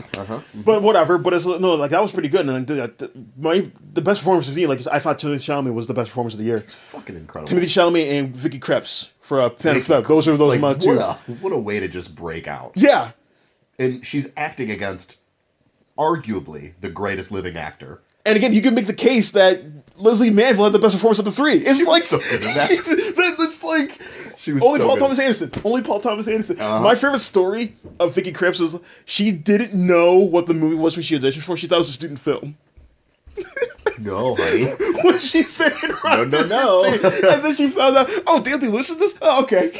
Oh, I have to act against Daniel Day-Lewis and maybe do a better job. And maybe win? Yeah. Yeah, she kind of won. Yeah, no, she did. Yeah. But, I think The Beautiful Boy is probably my one that I'm looking out for most. Yeah, Definitely looking forward to the Sisters Brothers. Yeah. That's a cool line duo. No, right there. Jacques Audiard, probably one of the best European directors, one of the high-noted European directors out there right now. And then the 4 guys in that list. It's like, hell yes. Yes, Dude, please. I'm excited to see Gyllenhaal and Riz Ahmed work together again. Yeah. They're so cool together in Nightcrawler. Yeah. But that's a really good lineup. So yeah. It looks just like a fun movie, too, Yeah. I know for me, the one movie I'm off the top of my head is If Beale Street Can Talk. Barry Jenkins' next film. Yeah, let's get that follow-up going. But that's gonna be really with, good. I love the story he said, because that's based off of James Baldwin's novel. Okay. The story he said is he wrote the script without getting the rights first. He's the one to write the script. And then he sent it to the estate afterwards. Because I think his producer's agent was like, wait, he's writing the script. He's like, wait, you got the rights for Baldwin? That's really hard. I didn't get the rights. I just wrote the script. Like, oh shit. So they sent him. That's cool. That's really cool. Yeah, that's very cool. That's a hell of a flex. That's a hell of a flex. That is. And then they were like, no, it's good. And then you see the trailer. It's like, oh my god, Jenkins again. It's he's man. He's such a poetic, yes, emotional, well done artistic director. Yes. So that's I'm looking forward to that again, especially after Moonlight. It's interesting we have Moonlight is so goddamn good. Okay, yeah. Again, it's interesting we have Moonlight. We have Moonlight and La La Land 2016, and then Jenkins and Damien Chazelle are doing movies again this year. Oh yeah, First Man's coming out. Yeah, Is First that coming Man out this year. Yeah, it's coming out in October. I'm not interested. I will watch it. I'll see it because I will give it a shot. And it's like, listen, if this is 3 strikes, I'm out. I'm not doing Chazelle again because it's like I don't like Whiplash. You hate La La Land. I don't want to say you definitely don't like. Yes, thank you. I definitely don't like La La Land. Yeah. So I'm hearing such grave. I think the one thing for me about First Man, he didn't write it. Okay. So it's like if he didn't write it, then maybe I might be able to get if quick. He's gonna have Ryan Gosling do like a jazz piece in this one, you know. Just Neil Armstrong. But listen, if Neil Armstrong playing a saxophone on the moon, why not? I'll watch it. No, but I've heard nothing but good things. I heard the set pieces are great. It's a really good action movie. I heard. Okay. I mean, I like me some Ryan Gosling. I like Ryan Gosling, even though he's in drive mode where he doesn't do anything. Like it's very kind of. I'm still waiting. Interesting. It's interesting. Like one of the most charismatic and funny actors. Like yes, he's hysterical. No, I keep saying like Goofy Ryan Gosling is probably one of my favorite actors working right now. Amazing. But it's interesting. He does that choice every once in a while. It's like I'm just not going to do anything. I'm gonna take away all my tools and just kind of be stoic. But it's not good. Like, it's not like, oh, look at this. Yeah, it's not like, oh, whoa. It's almost like, hey, Ryan, like... Wake up. Yeah, camera's rolling, buddy. Like, whenever you're ready. But yeah, no, but when he's doing, like he's very good at, like, physical comedy. Yeah. And also just having this weird, goofy attitude. Mm-hmm. And I love seeing that. Like, I mean, I would love more of that. Yeah. If he just became a comedian, that would be great. Yeah, so I will give First Man a shot, even though I'm probably going to regret it, but we'll see. Sure. Widows, Steve McQueen's Widows. Yeah, that's exciting. Yeah, which I've heard good things about. They're saying it's more blockbuster than it is artistic, definitely looked which is blockbustery. interesting because Steve McQueen's an artist. He went to art school and then he dropped out to do film. So it's really interesting to see him. 3 movies are like the artsiest movies ever. Like, right, Hunger is just like... Yeah. So we're really interested to kind of see him work in that mode. But it's like, I'm interested to see Elizabeth Debicki. I'm interested to see Viola Davis. Yep, I heard Colin Farrell's pretty good in the movie, so I've heard a number of good things about the movie. Yeah, I'm really excited to see that. I think that the trailer I was watching for that, and I was like, okay, it looks like it. All right, like it weird. Okay, and then it was like Steve McQueen, and I was like, oh, it looks like a masterpiece. Like for some reason, I just saw it in a different light. And not only that, like Dana Kaluuya looks terrifying in the trailer. Yeah. It's like, oh shit! And then Brian Tyree Henry, who's everywhere, which I'm so happy for. He's just blowing up. He's right blowing up, and Yeah. it's like, yeah, he's awesome. So it's like I'm really excited to see that. And again, another Best Director matchup. This is Steve McQueen's first movie since 12 Years a Slave. It's Alfonso Cuarón's first movie since Gravity this year. So we got Widows and Roma. So that's really interesting how this is happening. Is this his first movie without Fassbender? Is Fassbender in this? No, he's not. Interesting. So yeah, first movie without Fassbender. Okay. But it's like, oh man. It's sad. Yeah, it is. That was a good hat trick he pulled there. Hell of a hat trick. Yeah. Yeah. The Favorite, Yorgos Lanthimos' next film. Yes. So I'm really interested to see that, especially considering it's funny. Like Fox Searchlight is distributing the movie, and for a while we don't know, but for a while even they were just like, okay, so who's going in supporting and who's going in actress? We don't know between these three. It's like Olivia Colman, Rachel Weisz, and Emma Stone. Like who's what do we do? Yeah. So it'll be really interesting to kind of see how that breaks down. Olivia Colman won Best Actress at Venice, so she'll probably get a push as far as that goes. But I've heard all three of them are dynamite. I heard nothing but good things. Yeah. That's exciting. And yeah, I mean, his last 2 movies, The Lobsters. I love The Lobster. I did not like Killing of a Sacred Deer. That was kind of a dip for me. It was a dip. It was certainly a dip. I liked it. But yeah, I wasn't nearly as breathtaking as The Lobster. And, right. I mean, Dogtooth too is like Dogtooth as well. Yeah. Fuck me up. Yeah. But yeah, I mean, this is exciting to see him kind of just drop out another one. I didn't know that like this was coming. Yeah, I think this has been in play for a while, but I didn't know it was going to come out. Yeah, I didn't know it was going to come out this year, but yeah, I'm excited for that one as well. Wacky. It looks very wacky, especially in the period piece. Mm-hmm. So that'd be really exciting to see. I want to see A Star Is Born. Yeah. I want to see Bradley Cooper. I don't love Bradley Cooper. I like his energy. He just doesn't do much for me. Okay. But I mean, he's not terrible. I don't know. Yeah, I saw the trailer for that and I was like, looks like a movie, which is weird because like I love music. So, but whatever. This is the 5th movie that Hollywood is making of this story. This is the first time since 1976. Mm-hmm. Clint Eastwood was supposed to direct this movie for a long time with Beyonce. And then after American Sniper, Bradley Cooper was like, hey, I want to direct this. And then a lot of Eastwood gave up to it for a lot of like debut films coming out for directors this year. We've got him doing this movie. Mm-hmm. Jonah Hill's. I'm excited for that one too. Mid-90s. Yeah. That looks great. That looks like a movie that's really gonna like hit me. Yeah. You know what I mean? It looks cool. And then who else? There was another actor who just made a movie that was like quite good. I can't remember what it was. What the hell? It just came out this year. Jonah really? Hill. Who? Did it came out this year? What? The other movie you're talking about? Mid-90s? No, the movie. I think it came out this year. And Okay. I'm trying to think who the hell had a movie come out this year that was an actor that was like, oh, this is their first time directing. This is going to drive me insane. Yeah. Might have to look it up later. Okay. That's fine. No, mid-90s I'm excited for, yeah. And, yeah, sorry, boy. I would like to see what Bradley Cooper. Again, he's getting rave reviews. People already say he's going to win Best Actor for it. It definitely looks like that's a best actor. It does, yeah. and the Academy loves him as it is. Yeah, they do. He got 3 nominations in a row. The last one is American Sniper. Yeah. Yeah. More like an American Snoozer. It got a lot of money at the box office, so it appealed to. A strange amount of money. It made a strange amount of money. It appealed to a certain demographic. I'm sure you can guess what it is. No, I was thinking that. I was thinking like right wing. Okay, yeah. No, the Academy loves him. I heard Lady Gaga's great in it. She looks great in it. Yeah. Yeah, the little bit I've seen, I was, okay, cool. Yeah. Lady Gaga's showing up. So that'll be interesting. What else? What else is out there that's coming up soon? I don't know. Is there anything good blockbustery stuff coming out this year? There's probably not, huh? I don't know. Off the top of my head, I don't know. I'm not sure. Aquaman. Oh yeah. Well, it kind of looks fun. Like, whatever. He's swimming around. I had people show me the trailer like, oh, this looks horrible. I looked at him like, it looks fine. Like, it looks fine. Yeah. I think the Shazam looks really fun. Shazam looks fun. Yeah. I don't think Zachary Levi looks big enough though. That's my problem. Whatever. I don't think it's whatever. I think it's essential. He doesn't look big enough. It looks like padding. I'm still mad. I'm still mad Channing Tatum didn't play Shazam. That would have been funny. That would have been great. That would have been funny. Yeah.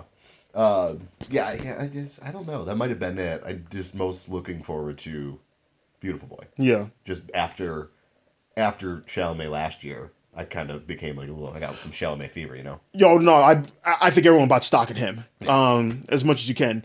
And then, he was in 3 good movies last year. Mm-hmm. So he kind of came out, and then, he's got this one now. So it was same thing with Lucas Hedges. He's got... Lucas Hedges is everywhere. He's everywhere. He's got the Boy Erased. Yeah. Directed by Joel Edgerton. Looks interesting.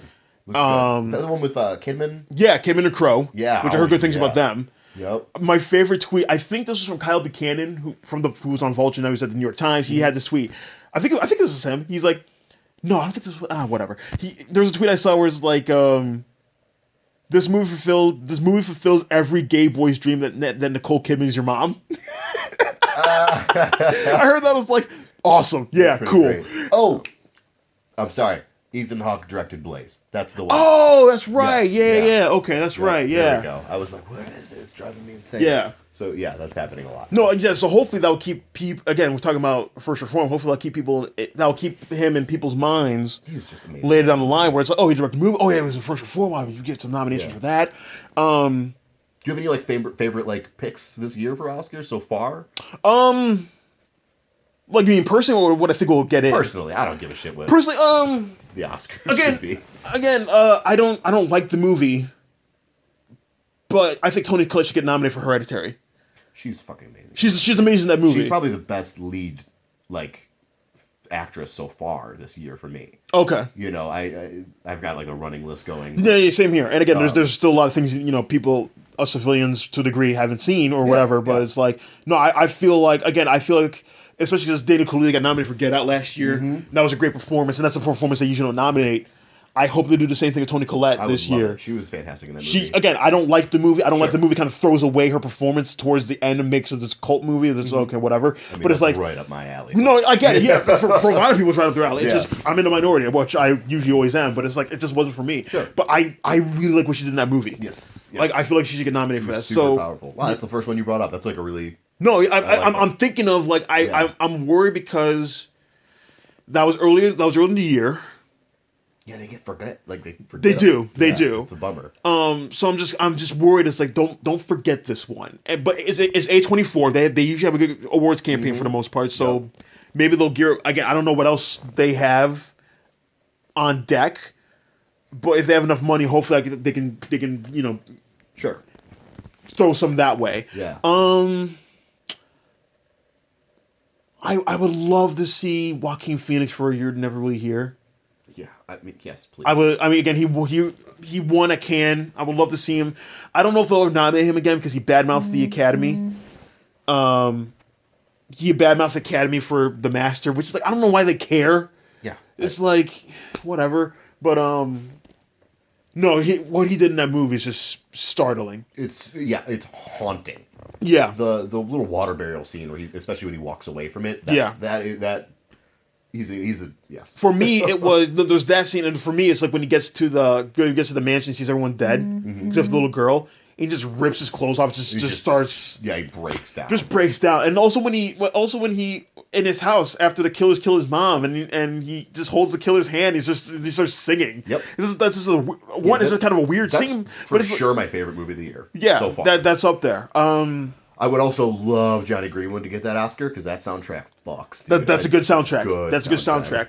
I know for speaking of that movie, because people are already kind of figuring out what best director can be, and people aren't talking about Lynn Ramsey, which is infuriating. They're not talking. No, that movie's the direction in that movie is unprecedented. It's insane. I love it. It's that movie. I don't know if I told you this, but that movie made me not want to direct anymore.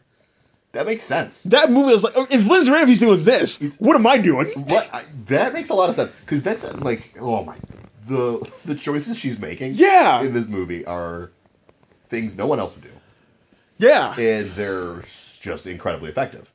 That movie kind of broke me as far as what I want to do for my life, and then another movie kind of reaffirmed what I could do, and it's like whatever. But it's just like, so it's like people are talking. So the directors that people are talking about are, this top of my head I'm trying to remember. It's Spike Lee for BlacKkKlansman, which I hope he does because they've never nominated him before. No, that movie fucking for anything. Rules. He has the honorary Oscar, but it's like give him a competitive Oscar. So there's that for Spike Lee, Barry Jenkins they have in mind. Damien Chazelle they have in mind. Bradley Cooper they have in mind. Again, they love when actors turn directors, and this is the fifth movie this Hollywood is making, so they love this story. Yeah. Who's another? Alfonso Cuarón for Roma as well. Okay. Yeah, again, he's getting great reviews. He's already run a lot for it. There's another movie that won the People's Choice at Toronto, Green Book.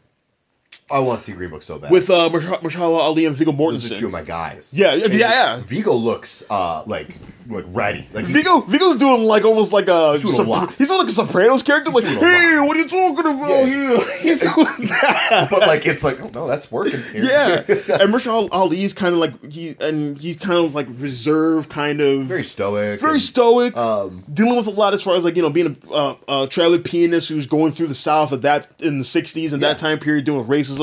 So it's like it looks interesting. Really interesting. It looks really good, and like Mahershala Ali is never bad. Right. He's always unbelievable. Yeah. So that's he's that, and he's going to be in True Detective season 3, which is like, yeah, let's do it. Yeah. So so director, it's kind of like the usual people that it's people that won Best Picture or won Best Director before, because we've had a lot of splits between those categories recently for some reason. I can't believe Lynn Ramsey's not being talked about. Yeah, and this is like, how are we not talking Lynn Ramsey? It's like, again, did you see it? Yeah, did you see? Like, there are a lot of directing I like this year, but it's just like that's far and away like it's. And again, especially when we're talking about, again, I don't want to make this a token thing, especially when we're talking about we need more percentage for female directors. Hello. If we're talking about like getting in that field, it's like we have one of the best. Like Greta Gerwig just was nominated last year. You have one of the best directors who did an amazing movie, and we're not talking about her. Amazing. Again, this was something that pisses me off. For us, it's like, oh, the Oscars won't go for that, but it's like, well, the writers and critics are the ones who set the narrative up in the first place. What are they not going for? I don't know. What I mean? Like that's the thing I don't understand. Yeah, so that's been something I've been thinking about lately. That's kind of been annoying. It's like, no, put Lynn Ramsey in there for God's sakes. For real. Yep. That's another thing about like Deborah Granick for Leave No Trace. I loved that movie. No, I didn't see it. Loved that movie. Ben Foster and the new girl, I forget her name unfortunately. They were amazing in it. So it's just like, again, if we're talking about female directors who are just doing amazing work, how we not put them in there? So yeah, those are the ones like off the top of my head as far as Oscar picks I can think of. Yeah. Okay. Yeah, I tend to like whenever I like last year. My favorite movie of the year was A Ghost Story, but like I'm not gonna act like that's something that the Oscars gonna pay attention to. It's like this weird like meditative existential like movie about like loneliness. That's another one I'm excited for. David Lowery's The Old Man and the Gun. Yeah, that looks fun. And they're saying, I mean, Robert Redford last performance on film. We'll see, but it's just like, yeah, hopefully I'll get some raves. Yeah, for sure. I'm excited to see it because that movie looks like it's gonna do what All Is Lost is gonna do, which I loved. Which is like it's just gonna be like.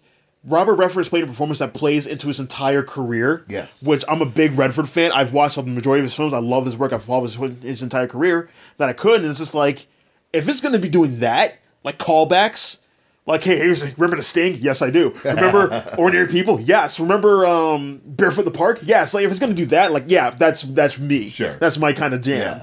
Yeah, but I mean, The Shape of Water for me last year, like almost every category, I was like, oh, Shape of Water, like that was the best. Like I was hardcore for Sally Hawkins that year. Yeah. So was I. And I think that's where I'm at right now with You Were Never Really Here, where I'm just like everything that this movie's doing. Just give it awards. Yeah. Please. Yep.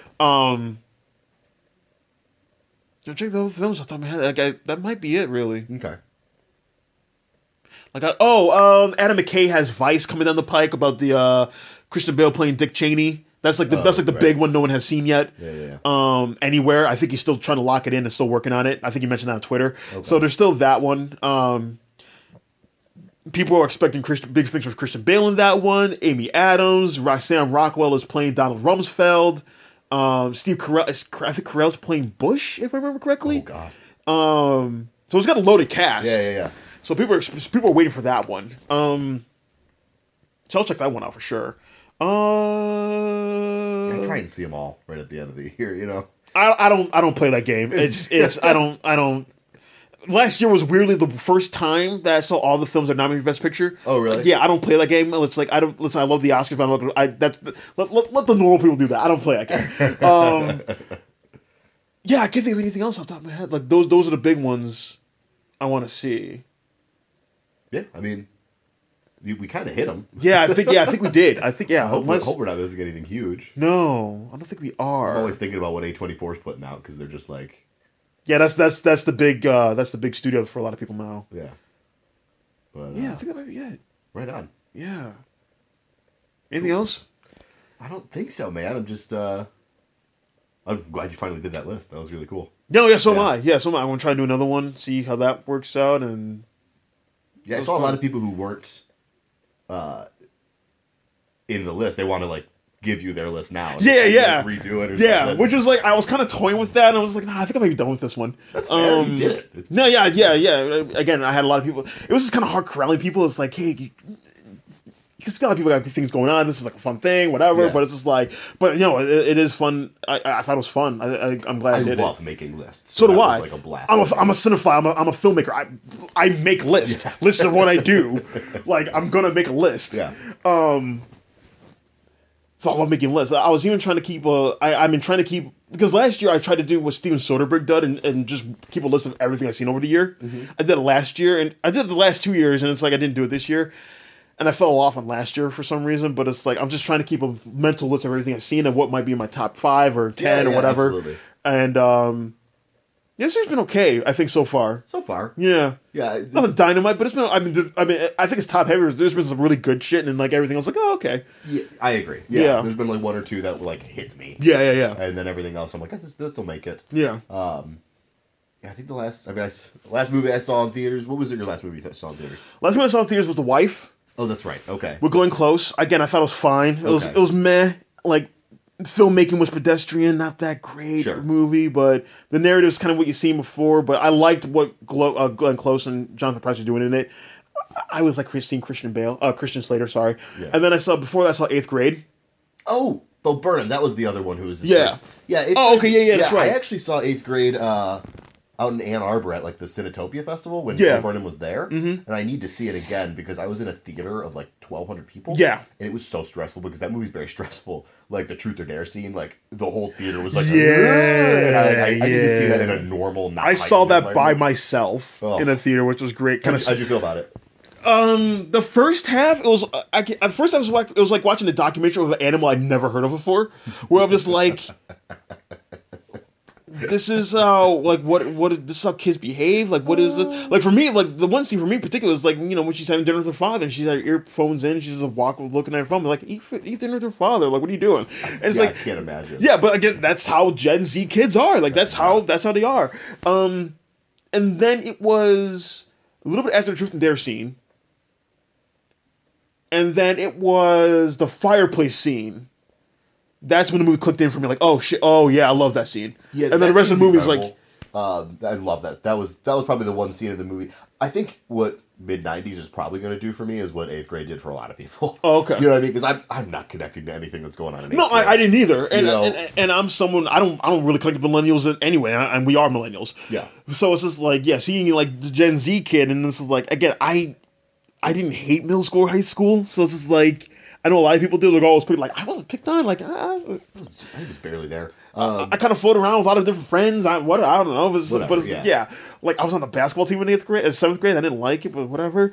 But it's just like so the first half was just like, what is going on? Like I like what I'm seeing. I'm just like, I don't understand this creature. that's what it felt like. Yeah, yeah. I don't understand this, like, but it's back half. I'm like, oh, okay, this is clicking. I'm liking what this movie's doing now. Yeah, I always forget who the name of the dad is. I just call him Young Bill Pullman.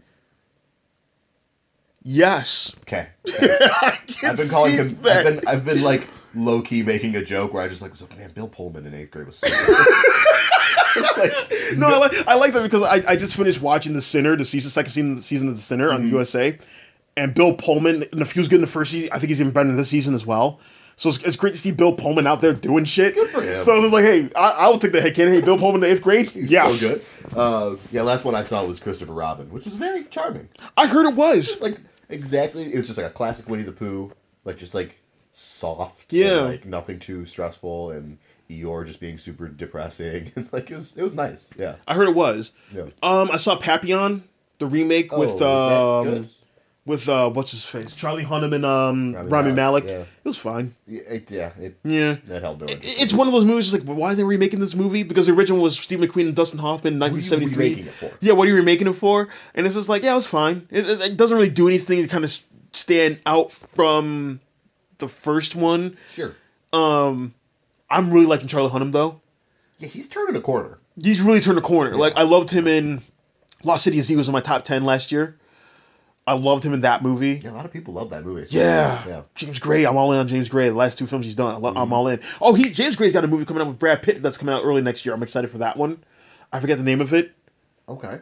But it's supposed to be like this weird space movie. Yeah, I'm in. Yep, bring it. Scorsese has The Irishman coming out. Yes. Which, of course, I mean, it's on Netflix, so... Yeah. It's a bummer. Yeah, it's a bummer. But it's like they don't want to give him the money for it, but whatever. But it's like, I mean... Who's not giving Scorsese money? Scared Studios. Who's out there looking at Scorsese and like, I don't know if you could do it, man. No, it's not that because, I mean, listen, like, Paramount's been weird lately because they went all in, they went all out with Mother. That didn't make money, of course. No. Which, you kind of had to expect that, but I love that they had the balls that they did in the first place. Yes. They didn't have the strength of confidence in Annihilation, so they sold the international rights. And really big bummer. But at the same time, I guess I can get it. But it's like, stand behind your movie. Yeah, I mean, it's like, if nothing else, Annihilation is a sci-fi movie. Yeah, there is a market for that. There's a market for that, as we see it, like with Arrival and Interstellar. Like we've seen the market for these movies. Mm-hmm. And then Silence didn't make much money at the box office, which again, it's not a surprise. It's religious Scorsese. It's not going to make that much money. I loved it. It's one of my favorite. That's. I saw it in the theaters. I fucking loved it. It's probably my top 3 Scorsese for me. Like I love. That could be up there. Yeah, they could definitely make the case. And this is like they didn't want to because the Irishman is going to be real expensive because they have the aging technology that make De Niro and Pacino really young. So it was getting higher above like 150 million. So they were like, we can't do this, Marty. So they went to Netflix and they gave them the money. Netflix just fucking will do anything. They do. They have more money and more debt than God. So yeah, that's fair. That's fair. So I don't know if we're getting the Irishman this year. I hope we're getting it this year. I don't know if we will. It might be next year we get it, but either way, it's Scorsese. I'm in. I'm in. Bring it on. Yeah. Yeah, that might be it. Yeah. Yeah. Cool. Yeah. All right. We did it. Yeah. Cool, man. Yeah, it's like I can't even sign off because we're not. Yeah, I don't even know what this is. So yeah, thanks for listening. Yeah, thank you so much. Go to our Patreon. Just find it. Just go find it. We don't know what it is either. Just find if you can make it for us. No. Oh my god. Cool. This is brought to you by MeUndies and no. God. No, this is brought to you by Squarespace, of course. Of course. No, thanks for listening, guys. We'll try and do this again. I would love to. I would love to do as well. Yeah. Cool. We'll find some kind of theme to. Sure. Yep. Sweet. Awkward goodbye. Awkward And then goodbye. we walk in the same direction. The claim in the back of my head, it talks to me and it said, why don't you spend your life in this bed? Why don't you wallow around in this dread? The claim in the back of my head,